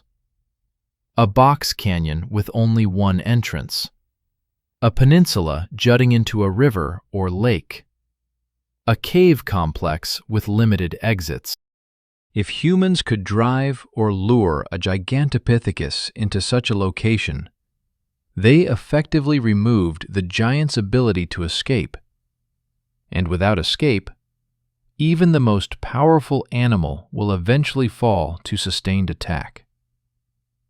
Evidence for such ambush sites exists in the archaeological record. Several caves containing Gigantopithecus remains also show signs of extensive human activity at the entrance. Concentrations of stone tools, remnants of fires, animal bones from butchered prey. These may represent locations where humans deliberately set up killing zones, places they returned to repeatedly because the terrain favored their tactics. The pack tactics. Individual combat between a human and a Gigantopithecus would be suicide for the human. Even armed with a spear, a single person couldn't generate enough damage quickly enough to stop a charging giant. But humans never fought alone. The evidence suggests humans developed sophisticated pack tactics, similar to what we see in modern social hunters, like wolves or African wild dogs. These tactics required each member of the group to understand their role and execute it precisely while under extreme stress. One common tactic was probably the harassment swarm. A large group of hunters, 20 or more, would surround a Gigantopithecus at maximum spear range. They wouldn't attack simultaneously. Instead, individuals would throw spears in sequence from different directions, keeping the giant constantly turning, constantly reacting, never able to focus on any single threat. Each spear throw wasn't necessarily meant to be fatal. The goal was cumulative damage. A hit to the leg muscles reduces mobility. A strike to the shoulder affects arm movement. Multiple body wounds cause blood loss, fatigue, shock. The Gigantopithecus might kill 1 or 2 hunters during the engagement, but the rest would continue the assault until the giant collapsed from accumulated injury. Another tactic was the baiting strike. A few brave or desperate individuals would deliberately expose themselves, drawing the Gigantopithecus's attention and provoking a charge. As the giant pursued these bait hunters, the rest of the group would attack from the flanks and rear with spears, targeting the legs and back. The bait hunters would lead the giant on a chase through terrain where their speed advantage mattered, dodging through dense vegetation, leaping over obstacles, while their companions inflicted wounds from behind. These tactics required trust and discipline. The bait hunters had to rely on their companions to protect them. The attackers had to resist the temptation to flee when the giant turned its fury on them. Everyone had to maintain their position and their role, even when watching friends die. This level of tactical coordination suggests something remarkable. These early humans had developed not just tools and techniques, but doctrine. They had standardized methods of warfare that were taught, practiced, and refined across generations. The war bands. This brings us to an important point about social organization. Fighting Gigantopithecus wasn't something you did with your immediate family group. It required larger social units, what we might call war bands. A typical human family group during this period probably numbered 15 to 25 individuals: parents, children, perhaps a few aunts, uncles, or grandparents. Such a group could hunt deer or gather plants efficiently, but it wasn't large enough to take on a Gigantopithecus with acceptable casualties. Effective attacks required multiple family groups cooperating. A war band might include 50 to 100 individuals, representing several related but distinct family units. Coordinating such large groups required social structures beyond simple kinship. There had to be leaders whose authority was recognized across family lines. There had to be methods for resolving disputes about strategy and tactics. There had to be ways to allocate resources. Who got the best weapons? Who took the most dangerous positions? How were the fruits of victory divided? The conflict with Gigantopithecus may have been a major driver in developing these larger, more complex social structures. War requires organization, and organization requires social innovation. The role of women and children. When we imagine prehistoric warfare, we tend to picture male hunters with spears. But that's an incomplete picture. Women and children played crucial roles in this conflict, even if they weren't frontline combatants. Women were probably primary manufacturers of many weapons components. Making cordage from plant fibers for spear bindings is time-consuming, detailed work that requires patience and skill. Women likely made most of the rope, nets, and binding materials that held complex weapons together.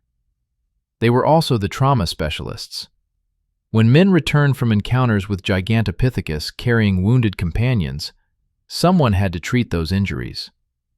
Women would have accumulated knowledge about which plants reduced inflammation, which ones prevented infection, which ones could dull pain. They couldn't perform surgery in any modern sense, but they could clean wounds, set broken bones, and provide nursing care that meant the difference between survival and death. Children served as lookouts and runners. Too small to fight, but fast and alert, they could watch for danger while adults worked. They could carry messages between separated groups. They could tend fires and prepare food, freeing adults for other tasks. And crucially, both women and children were involved in fire-setting operations. Starting and maintaining the multiple fires needed to create an effective fire perimeter required many hands. Everyone who could safely handle fire would participate. This wasn't warfare where soldiers fight while civilians. This was total societal mobilization. Everyone contributed according to their capabilities, because survival required nothing less. The learning curve. Each encounter with Gigantopithecus taught humans something.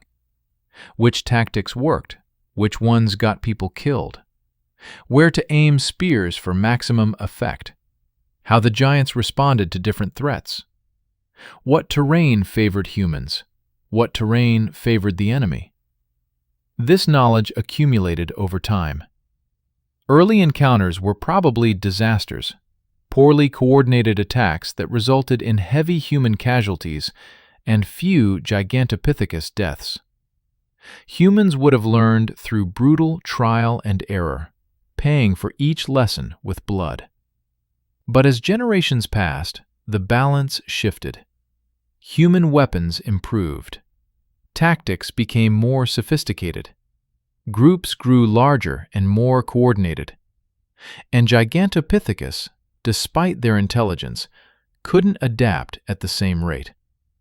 Evolution had optimized Gigantopithecus for their original ecological niche, eating bamboo, defending territory from other Gigantopithecus, avoiding large predators.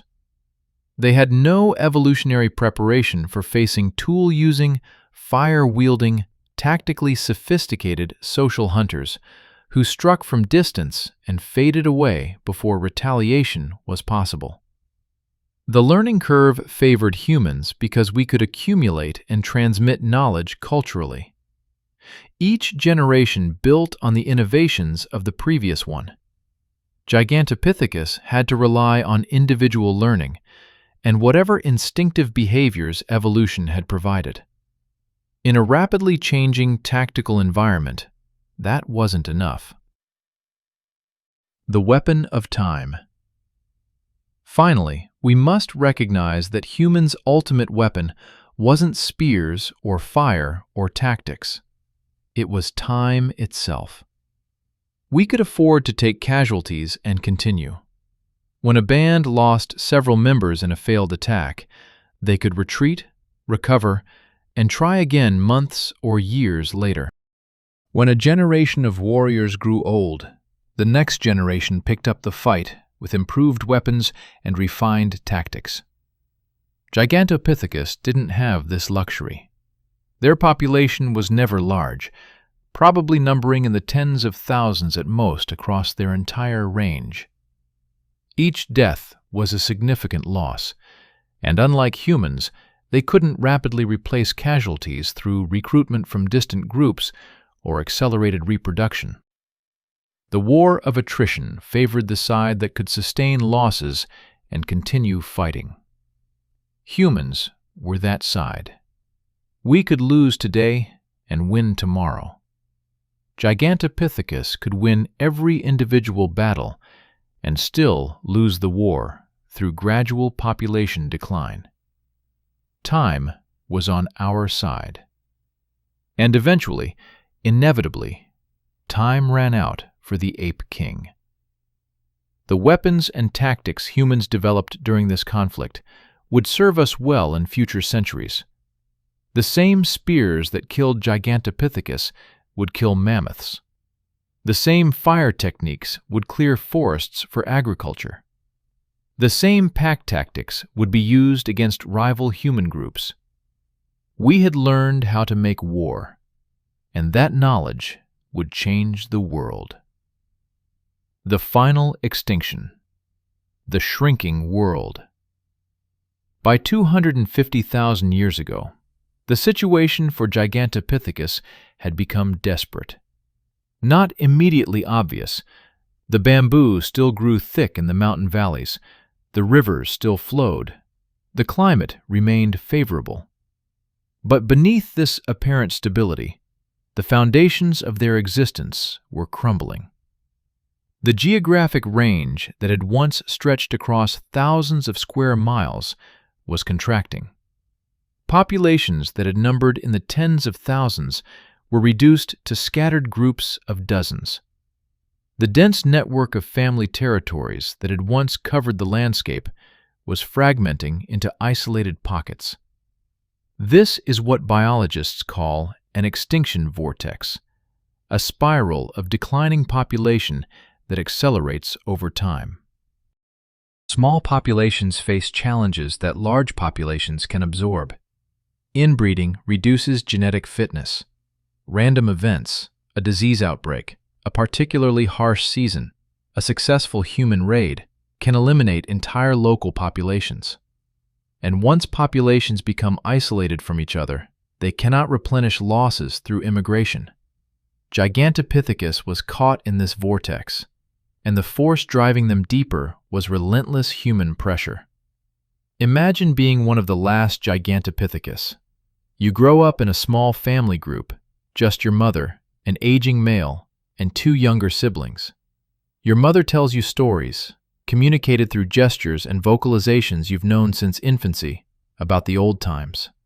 Times when there were many more of your kind, when the forest was safe, when food was abundant without constant fear. But you've never known that world. Your world is one of constant vigilance. The smell of smoke means humans are near, and humans mean death. You've learned to avoid certain valleys where they concentrate.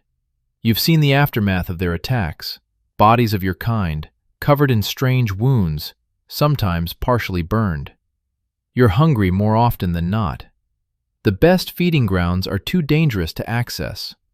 Your family stays in the remote high valleys where bamboo is less abundant, but human presence is rare. It's not enough food to thrive, just enough to survive. And you're alone. You've never seen another Gigantopithecus outside your immediate family. You don't know if others exist. You can't hear their calls across the mountains.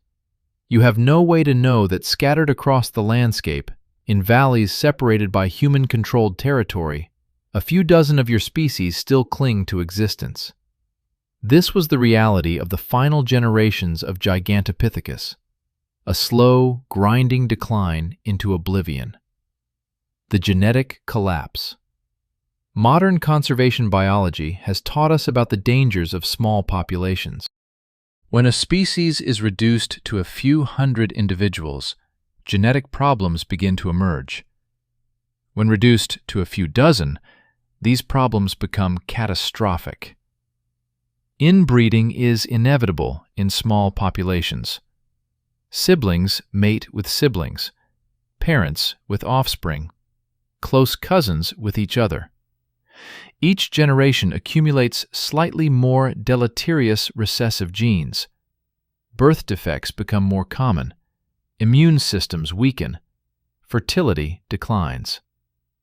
This is called inbreeding depression, and it can doom a species even if their habitat remains intact. We can see evidence of this in the final Gigantopithecus fossils. Several specimens from the latest time periods show skeletal abnormalities consistent with inbreeding, asymmetrical features, unusual bone growths, evidence of developmental disorders. These individuals were the products of a gene pool that had become too small, too restricted. One particularly tragic specimen is a juvenile Gigantopithecus jaw from Chuifeng Cave in China, dating to approximately 210,000 years ago, very near the end of the species' existence. This jaw shows multiple abnormalities. Several teeth are missing, not lost to decay, but simply never developed. The bone itself is unusually thin and porous, suggesting developmental problems. This individual probably didn't survive long after these teeth, or lack thereof, would have become functional. This is what happens when populations crash below viable levels. Even if humans had stopped hunting Gigantopithecus at this point, the species might have been doomed by genetics alone. They had passed a threshold beyond which recovery was impossible. The last refuges. As their range contracted, the surviving Gigantopithecus populations became concentrated in increasingly marginal habitats. Not because these habitats were better, but because they were the only places humans hadn't yet occupied in force. These refuges shared certain characteristics. They were remote, high mountain valleys, dense forest patches far from rivers and obvious travel routes. They were difficult to access, steep terrain, thick vegetation, areas where moving large groups of humans would be challenging. And crucially, they were resource poor from a human perspective. Limited game animals, few fruit trees, rocky soil unsuitable for later agriculture. For Gigantopithecus, these refuges offered temporary safety, but they couldn't support large populations. The carrying capacity of marginal habitat is, by definition, marginal. A valley that might have comfortably supported 50 Gigantopithecus when they had access to broader territories might barely sustain 10 when they were confined there permanently. Archaeological surveys have identified several likely refuge locations based on the presence of late-period Gigantopithecus fossils combined with relative absence of human artifacts. One such location is a series of limestone karst valleys in northern Vietnam, characterized by steep terrain and dense vegetation. Gigantopithecus fossils from these valleys date to the very end of the species' existence. These valleys were ecological islands, isolated pockets where the giants could survive temporarily, but from which there was no escape and no hope of expansion. One by one, these islands went dark as their populations died out. The final hunts. Even in their refuges, Gigantopithecus wasn't safe. Because humans didn't simply occupy the best territory and ignore the rest, we pursued our enemies into their final hiding places. Why? Several reasons. First, even reduced Gigantopithecus populations represented a potential threat. They might expand again if given the chance. Better to eliminate them completely than risk future competition. Second, there was probably a cultural dimension. By this point, hunting Gigantopithecus may have become more than practical necessity. It was tradition, prestige, proof of courage. Young hunters proved themselves by participating in giant hunts. Stories were told about famous Gigantopithecus killers. The creatures had become legendary enemies, and killing them brought honor. Third, humans simply could. We had developed the technology, the tactics, the organization to penetrate any territory and kill any enemy. Why would we stop at boundaries that were no longer enforced by effective resistance? The final hunts were probably systematic campaigns. Large war bands, perhaps over 100 individuals, would mount expeditions into known Gigantopithecus refuges. Not quick raids, but extended operations lasting weeks or months. They would establish base camps, send out scouts to locate the giants, then coordinate attacks to eliminate them, one family group at a time. These weren't fair fights. The Gigantopithecus populations were already weakened by inbreeding, malnutrition, and stress. They were probably less aggressive than their ancestors, having learned through bitter experience that fighting humans was futile. Some may have tried to flee rather than fight, but there was nowhere left to flee to. Imagine the scene. A small Gigantopithecus family, an aging female, an adult male, perhaps one juvenile, huddled in a remote valley that has been their territory for generations. They hear the sounds of many humans approaching.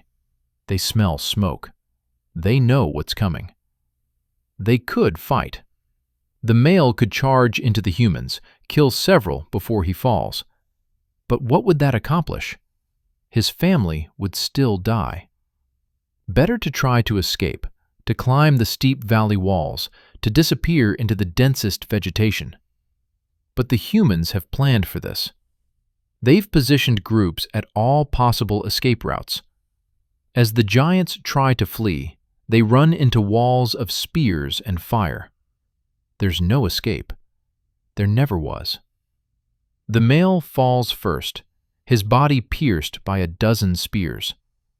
The female tries to protect the juvenile, her massive arms wrapped around the but the spears keep coming, arcing out of the smoke, finding flesh again and again. She feels her strength fading, her vision darkening. With her last breath, she holds her child close. The humans retrieve their spears, check for survivors, and move on. They don't celebrate particularly. This has become routine. Just another day of work in the long campaign to secure these mountains. Behind them, 3 more Gigantopithecus are gone from the world. Perhaps 20 remain, scattered across 100 miles of mountain terrain. The species has weeks, maybe months left, not more. The unwitnessed end.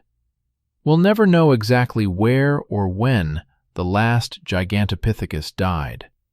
There was no one to record it, no memorial marking the spot. Extinction rarely comes with witnesses and fanfare. It comes quietly, often unnoticed except in retrospect.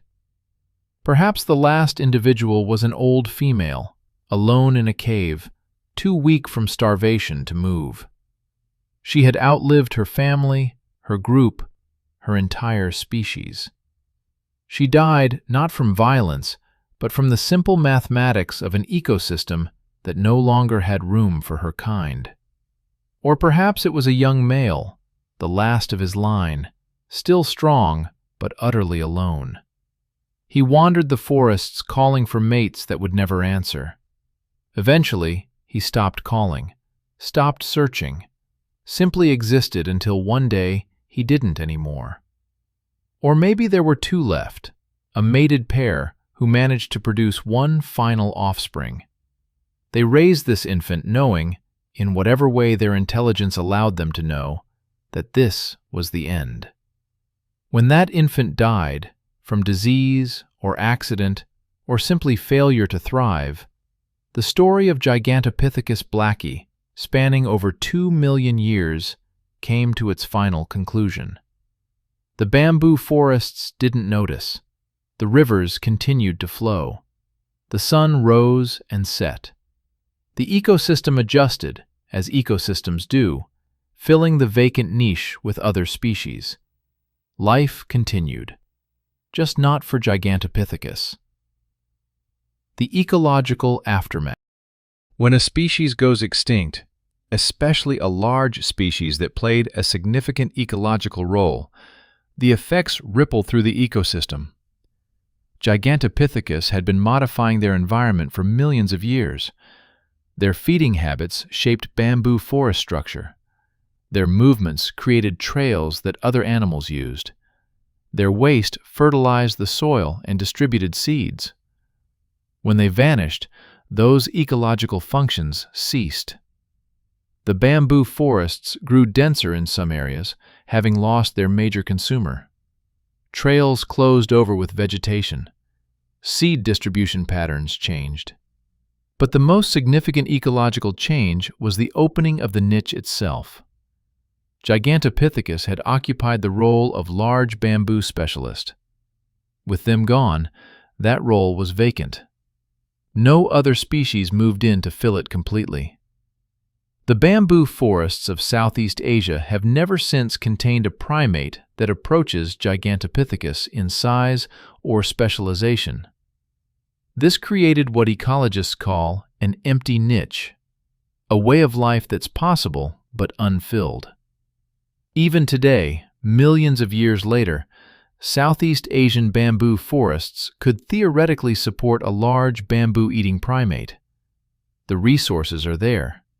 The habitat exists. But there's no animal to exploit it. That niche has remained empty for 200,000 years, a ghost space in the ecosystem marked by absence. For humans, the immediate benefit was clear. Vast territories opened for expansion. The mountain valleys that had been Gigantopithecus strongholds became human settlements. The bamboo forests that had been dangerous became resources to exploit. Without the giants as competitors, human populations in Southeast Asia grew rapidly. But there was also a loss, though early humans probably didn't recognize it as such. The world became slightly less diverse. One of the most remarkable animals ever to exist was gone forever. Future humans would never know the awe of seeing a 10-foot primate moving through the forest. We would never have the chance to study their behavior, to learn from their unique adaptations, to understand their intelligence. We traded their existence for our expansion, and we've made that trade countless times since. The point of no return. There's a concept in conservation biology called the minimum viable population. The smallest number of individuals a species needs to avoid extinction through genetic and demographic accidents. For large mammals, this number is typically several thousand individuals spread across a stable habitat range. At some point in the decline of Gigantopithecus, they dropped below this threshold. Even if every human had simultaneously vanished from Southeast Asia at that moment, even if perfect habitat conditions had returned, Gigantopithecus would still have gone extinct. The population was too small, too genetically compromised, too scattered to recover. This is called passing the extinction threshold, or reaching the point of no return. It's the moment when extinction becomes inevitable, regardless of what happens afterward. For Gigantopithecus, this probably occurred around 300,000 years ago, when their population likely dropped below a few thousand individuals scattered across fragmented habitats. From that point forward, they were the walking dead, a species going through the motions of existence while their doom played out in slow motion over tens of thousands of years. This has important implications for how we think about this conflict. The war wasn't won in any single battle. It wasn't won through any specific tactic or weapon. It was won when humans pushed Gigantopithecus below the threshold where recovery was possible. After that, extinction was just a matter of time. This gradual approach to extinction is actually typical of how megafauna die out. Not in catastrophic collapses, but in long, grinding declines. Population fragments.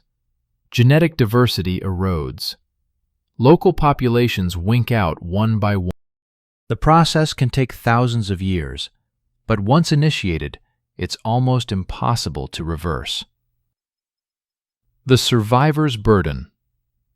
Here's something we rarely consider. How did this affect the humans who witnessed the end? By the time Gigantopithecus went extinct, humans had been fighting them for hundreds of thousands of years. Multiple human species, Homo erectus, early Homo heidelbergensis, possibly others, had defined themselves partly in opposition to these giants. Stories about them were probably central to human culture in Southeast Asia. And then they were gone. Did humans notice? Almost certainly. These weren't microscopic organisms passing unobserved into extinction. These were massive, intelligent creatures that humans had interacted with extensively. When they vanished, people must have noticed the absence. Perhaps some humans felt satisfaction. The old enemy was defeated. The forests were safer. Resources were more abundant. Victory. But perhaps others felt something else. Perhaps some recognized that the world had lost something irreplaceable, that the forests were quieter than they should be, that something magnificent, however dangerous, had been erased. We can't know what early humans felt. We have no records of their emotions or philosophical reflections. But they were intelligent beings with rich inner lives. The extinction of Gigantopithecus must have meant something to them beyond mere tactical success. The template for future extinctions. The war against Gigantopithecus established patterns that would repeat throughout human history. The combination of tactics used, habitat destruction through fire, systematic hunting, territorial expansion, technological advantage, would be deployed again and again against other species. When humans reached Australia 50,000 years ago and encountered the megafauna there, giant wombats, enormous kangaroos, massive birds, they used similar approaches. Fire stick farming cleared vast territories. Hunting pressure eliminated the largest species within a few thousand years. When humans entered the Americas 15,000 years ago, they found a continent filled with megafauna that had never encountered human hunters. Mammoths, mastodons, giant ground sloths, saber-toothed cats, enormous bears, all fell to human expansion within a few millennia. When humans reached Madagascar 1,500 years ago, they found elephant birds, the largest birds ever to exist. Within centuries, they were extinct. When humans reached New Zealand 700 years ago, they found moa birds, enormous, flightless birds with no natural predators. Within 200 years, all species were extinct. The pattern is consistent across continents and millennia. Humans arrive, megafauna dies. The specific tactics vary slightly based on local conditions and human cultural adaptations. But the underlying strategy, systematic elimination of competing large animals through superior technology and organization, remains constant. Gigantopithecus was the prototype. They were the first to teach us that no species, no matter how large or well adapted, could withstand sustained human pressure. They were the proof of concept that extinction was not just possible, but inevitable when humans decided a species was in our way. Every subsequent megafauna extinction followed the template established in the bamboo forests of Southeast Asia hundreds of thousands of years earlier. The species that learned to kill gods. In the mythology and folklore of many cultures, there are stories of heroes who slay monsters and giants.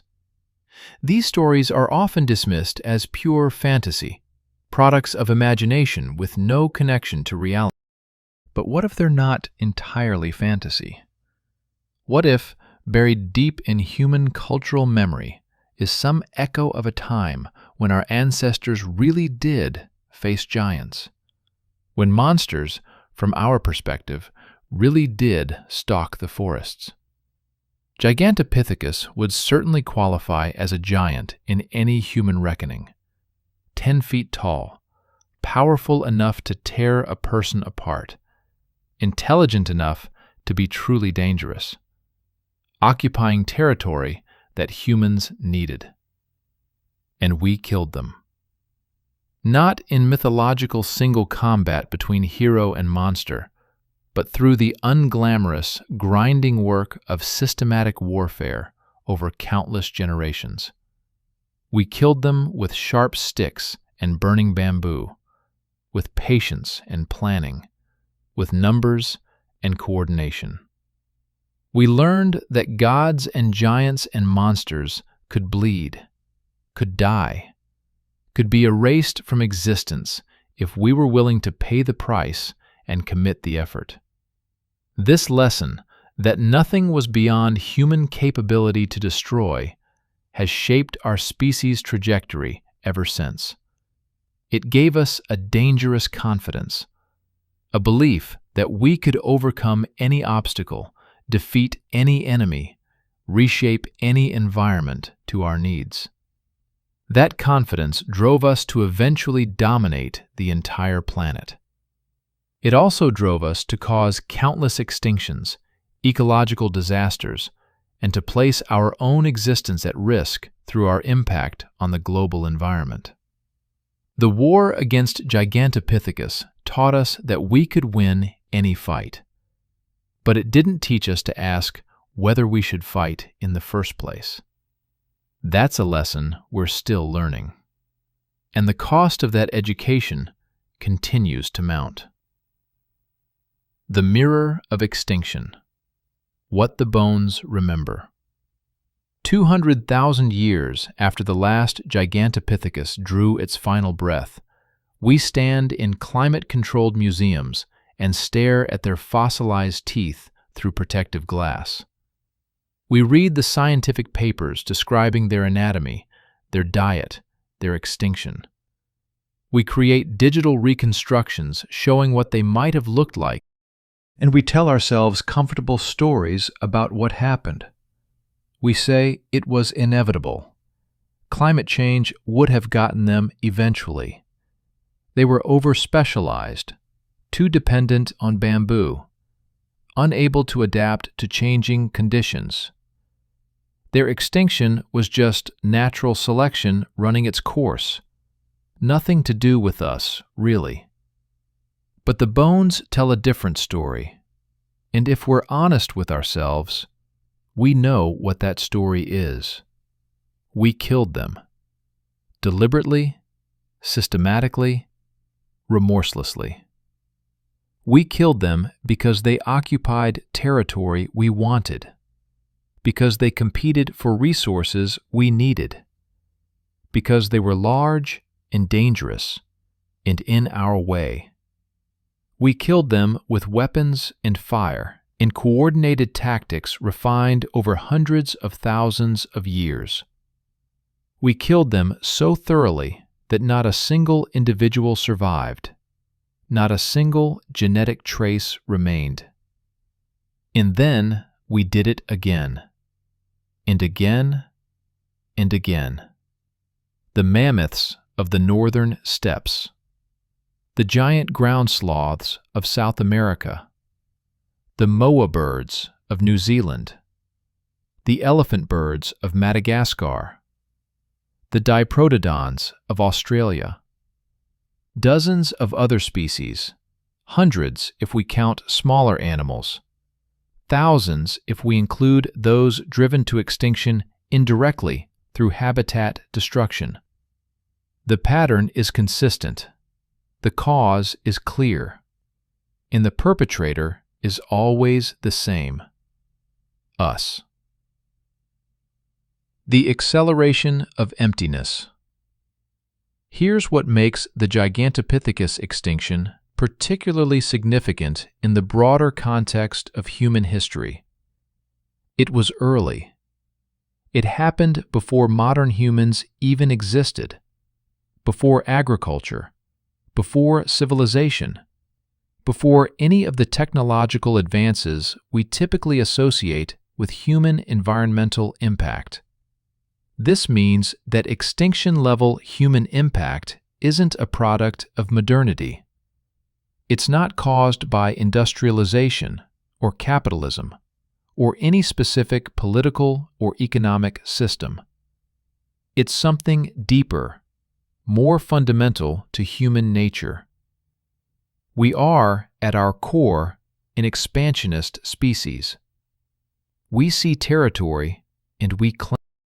We see resources and we exploit them. We see competitors and we eliminate them. This tendency existed 300,000 years ago, when our ancestors were still Homo erectus living in small bands. It exists today when we're building cities that can be seen from space. The difference is scale and speed. When early humans drove Gigantopithecus extinct, it took hundreds of thousands of years. The process was slow enough that ecosystems could partially adjust, that other species could adapt to the changes we created. Today, we're causing extinctions at a rate roughly 1,000 times faster than the natural background rate. Species that took millions of years to evolve are disappearing within decades or years.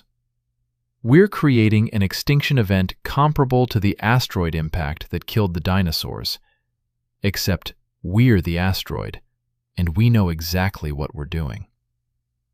The sixth extinction, scientists call it, the Anthropocene extinction, the one caused entirely by human activity. We've become so efficient at extinction that we can destroy entire species almost accidentally, as collateral damage from activities aimed at completely different goals. We're not even trying to kill most of the species we're eliminating. They just happen to be in the way of our farms, our cities, our roads, our resource extraction. If Gigantopithecus taught us how to deliberately eliminate a competitor, modern humanity has perfected the art of mass extinction through sheer indifference. The question of inevitability. Was the extinction of Gigantopithecus inevitable once humans and giants occupied the same territory? Could there have been another outcome? Coexistence, perhaps, or partition of resources, or human expansion that avoided Gigantopithecus' habitat? The honest answer is probably no. Not because coexistence was physically impossible, but because it was psychologically and culturally incompatible with human nature as it evolved. Consider what coexistence would have required. Humans would have needed to voluntarily limit their expansion, to leave prime territories unexploited because another species claimed them, to accept resource scarcity rather than competing for abundance. These behaviors are theoretically possible. Humans are capable of restraint and long-term thinking, but they're not our default setting. Our default is expansion, exploitation, competition. Restraint requires conscious effort, social coordination, enforcement mechanisms. It requires people to act against their immediate self-interest for long-term collective benefit. Early human societies probably lacked the social complexity to enforce such restraint across large populations over long time periods. Even modern human societies, with all our technology and institutional structures, struggle to implement policies that require short-term sacrifice for long-term environmental stability. If we can't manage sustainable coexistence with other species today, with all our knowledge and resources, how could we expect Homo erectus to have managed it 300,000 years ago? The extinction of Gigantopithecus was probably inevitable, not because of any specific decision or action, but because of the fundamental incompatibility between human expansionism and the continued existence of large competitors in the same ecological space. This is a sobering realization. It suggests that many of the extinctions we're currently causing might also be inevitable, given human nature and current social structures. Unless we fundamentally change how we relate to other species and the environment, the extinctions will continue, regardless of our stated intentions or values. The empathy gap. One of the most disturbing aspects of the Gigantopithecus extinction is how easily humans overcame any potential empathy for these creatures. Gigantopithecus were primates, our relatives, sharing common ancestors in the relatively recent evolutionary. They were intelligent, social, capable of complex behavior. They cared for their young, felt pain and fear, had individual personalities. In modern contexts, these characteristics typically trigger human empathy. We feel compassion for great apes precisely because we recognize our similarities to them. Conservation efforts for gorillas, orangutans, and chimpanzees leverage this empathy, asking people to protect our cousins in the animal kingdom. But early humans apparently felt no such compassion for Gigantopithecus, or if they felt it, they suppressed it effectively enough to carry out systematic elimination over hundreds of thousands of years. How did they manage this? Several psychological mechanisms probably played a role. First, dehumanization, or in this case, deprimatization. By emphasizing the differences between humans and Gigantopithecus rather than the similarities, by focusing on their threat rather than their intelligence, humans could psychologically distance themselves from their victims. The giants became monsters, enemies, obstacles, not relatives deserving compassion. Second, cultural reinforcement. Stories told around fires probably portrayed Gigantopithecus as dangerous, evil, less than. These narratives would have been passed down through generations, creating a cultural framework that justified violence and precluded empathy. Third, immediate self-interest. When your children are hungry and there's food in giant-controlled territory, when your friend was killed by a Gigantopithecus last month, when your entire existence is a daily struggle for survival, empathy becomes a luxury you can't afford. These same mechanisms operate today. We dehumanize our enemies in warfare. We create narratives that justify exploitation of animals and destruction of habitats. We prioritize immediate economic interests over long-term environmental. The empathy gap that allowed humans to eliminate Gigantopithecus without apparent moral qualms still exists. We just apply it to different targets now. The inheritance of violence.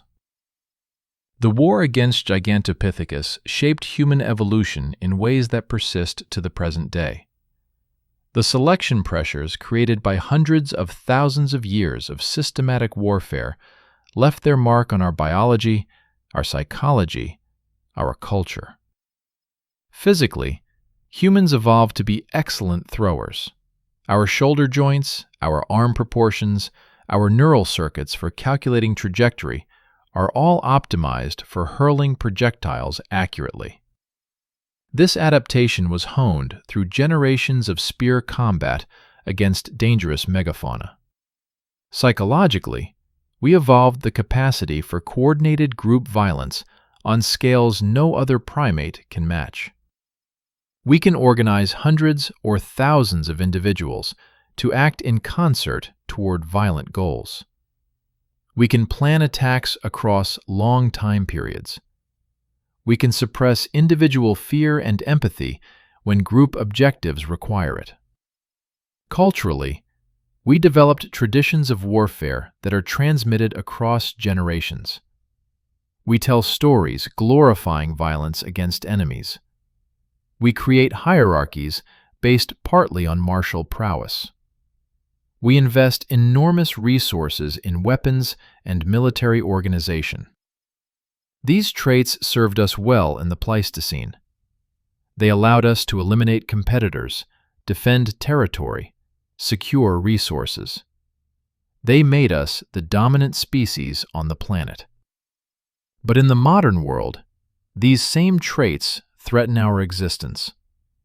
The capacity for organized violence that helped us defeat Gigantopithecus now manifests as industrial warfare capable of destroying civilization. The expansion that drove us to occupy every continent now threatens to destabilize the global climate. The exploitation that let us outcompete other species now risks exhausting the resources we depend on. We are, in a sense, victims of our own evolutionary success. The adaptations that made us winners in the Pleistocene make us dangerous to ourselves in the Anthropocene. The story we tell ourselves. Every culture has origin stories, narratives that explain where we came from and why we are the way we are. These stories shape identity, values, and behavior. They tell us who we are and what we're capable of. For most of human history, our origin stories emphasized our specialness, our separation from other animals, our divine creation or unique destiny. We were the chosen species, fundamentally different from and superior to all other life. Modern science has complicated this narrative. We now know we're not separate from nature, but products of it. We're not divinely created, but evolved through the same processes as every other species. We share ancestors with chimpanzees, with Gigantopithecus, with every living thing on Earth. This should humble us. It should create a sense of kinship with other species, recognition that we're all participants in the same grand evolutionary experiment. But knowledge doesn't automatically change behavior. We know intellectually that we're animals, but we don't feel like animals. We still act as though we're separate from and superior to nature. We still behave as though the Earth exists primarily for our benefit. The story of Gigantopithecus offers a different kind of origin narrative, one less comforting, but perhaps more honest. It tells us that we became dominant not through divine favor or inherent superiority, but through ruthless efficiency at eliminating competition. We succeeded by being more violent, more organized, more willing to destroy than other species. This is not a heroic story. There's no moral victory here, no triumph of good over evil. Just the grinding reality of evolutionary competition taken to its logical conclusion. Accepting this narrative doesn't mean celebrating it or excusing it. It means acknowledging what we are, a species with enormous capacity for both creation and destruction, capable of remarkable cooperation and terrible violence, able to reshape entire planets, but apparently unable to live sustainably on the one we evolved on. The last giants. Today, there are very few truly large animals left in the world. The megafauna that once dominated every continent have been reduced to scattered remnants. Elephants, the largest land animals surviving, exist primarily in protected reserves. Rhinoceros populations hover on the edge of extinction. Great whales, once numbering in the millions, struggle to recover from industrial whaling. The giants are almost gone. And when they disappear completely, as most will within the next century or two without dramatic intervention, the world will be a smaller place. Not physically smaller, but existentially diminished. A world without elephants, without whales, without the megafauna that have existed for millions of years, will be a world that has lost something irreplaceable. We are living through the end of the age of giants. Our children or grandchildren will likely inhabit of Earth where the largest wild animals are bears and big cats, where the only megafauna are those we keep alive in zoos and preserves, where the vast majority of large animal biomass is humans and our livestock. This is the logical conclusion of the pattern that began with Gigantopithecus. We eliminate the large competitors first because they're most threatening, most resource-intensive, most difficult to coexist with. Then we eliminate smaller species through habitat destruction and exploitation. Eventually, we're left with a world designed by and for humans, with only those species we deliberately choose to preserve. Some people find this prospect liberating. A world fully under human control, optimized for human needs, free from dangerous megafauna. Others find it horrifying. An impoverished world, ecologically unstable, spiritually empty. The truth is probably that it's both. A human-dominated world will be more convenient and safer for humans in many ways. It will also be less diverse, less resilient, less interesting, less alive in fundamental ways. And once the giants are gone, they're not coming back. Evolution can theoretically produce new large animals given enough time, tens of millions of years. But human civilization won't last that long. When we're gone, whatever species evolve in our absence will inherit a world depleted of the megafauna that took millions of years to evolve. The choice we face. Here's the central question that the Gigantopithecus extinction poses for modern humanity. Are we capable of learning from this history and changing our behavior? Or are we locked into patterns established hundreds of thousands of years ago, doomed to repeat them until we've exhausted every resource and eliminated every competitor? The pessimistic view is that human nature is essentially fixed. We are what evolution made us: expansionist, exploitative, violent when necessary, unable to voluntarily limit our growth or consumption. From this perspective, environmental degradation and mass extinction are inevitable. We'll continue destroying ecosystems until we undermine our own survival, at which point human population will crash and the cycle will begin again, if we survive at all. The optimistic view is that humans are uniquely capable of overriding our evolutionary programming through conscious choice and cultural evolution.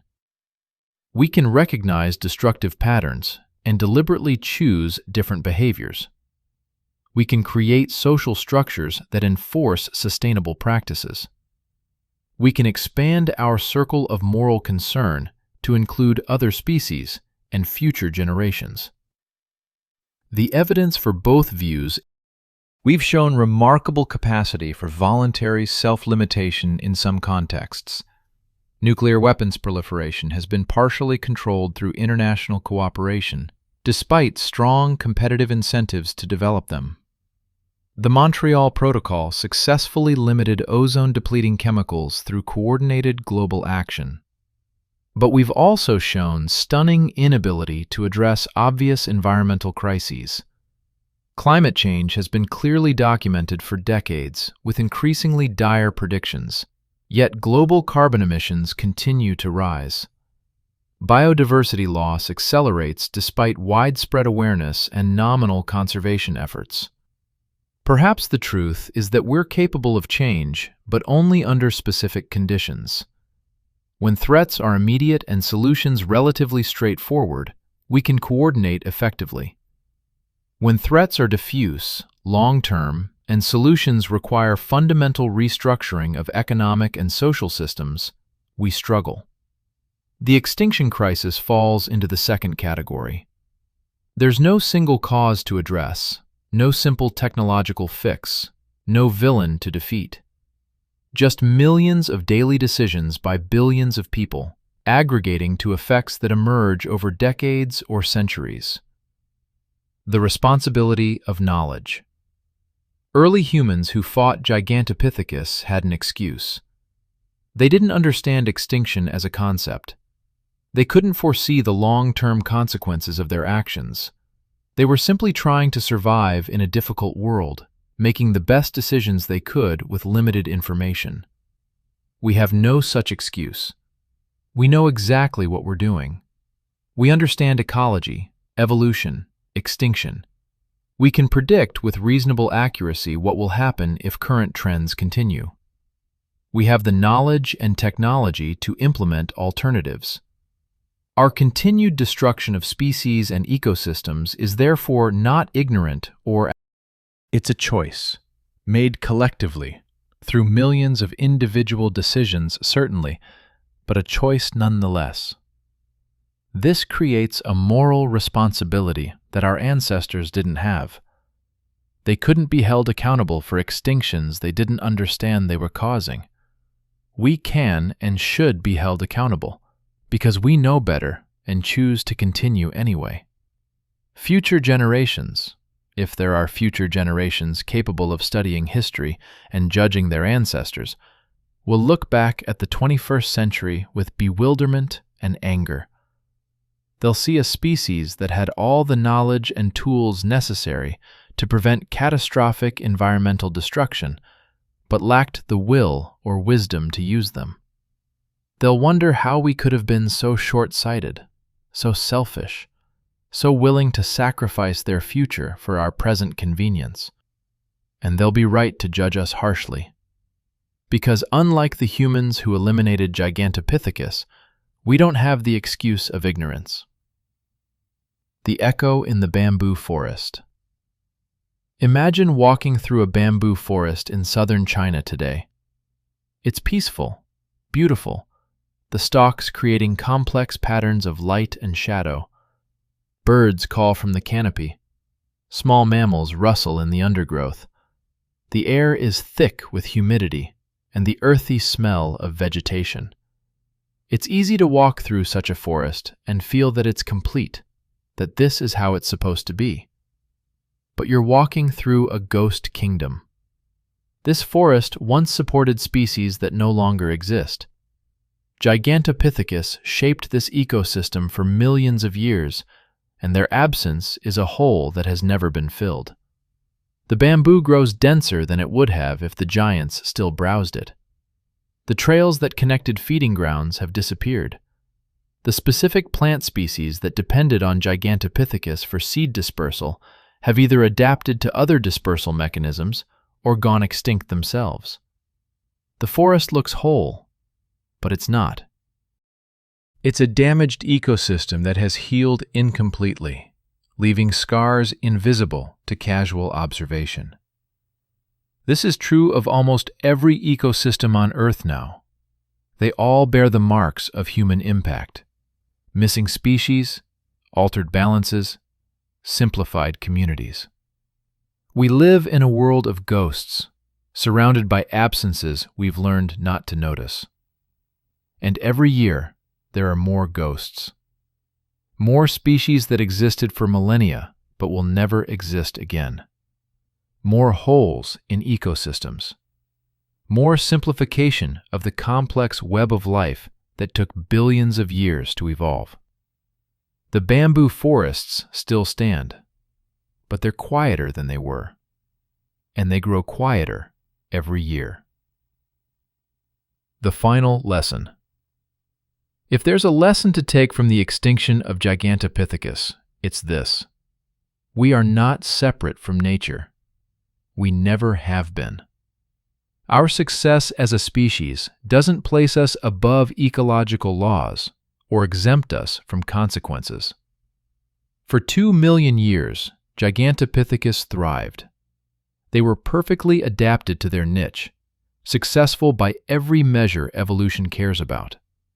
They should have been safe. But they made the mistake of competing with humans, and that mistake was fatal. We look at their extinction and see our power, our ability to overcome any obstacle, defeat any enemy, reshape any environment. We see proof of human exceptionalism, but we should see something else. We should see a warning, because we're not exempt from extinction either. We're subject to the same ecological laws as every other species, and we're currently violating those laws at an accelerating pace, destabilizing climate, depleting resources, simplifying ecosystems, eliminating the biodiversity we depend on.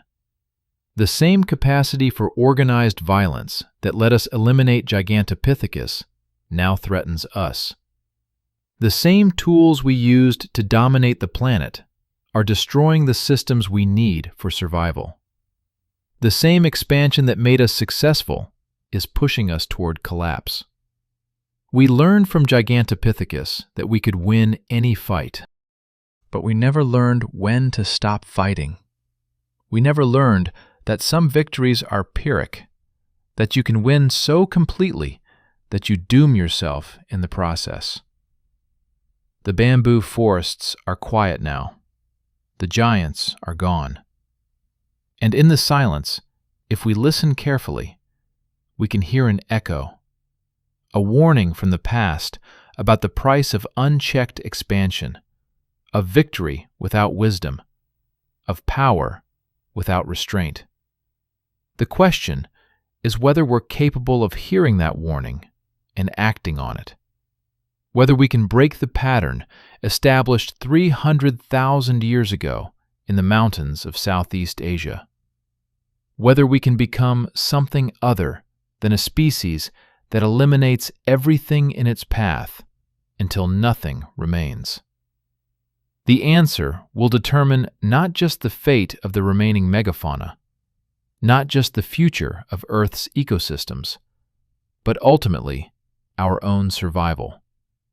Because if we can't learn from the extinction of Gigantopithecus, if we can't see in their fate a preview of our own, then we're doomed to write a final chapter in Earth's history, one where the last giants to go extinct are ourselves.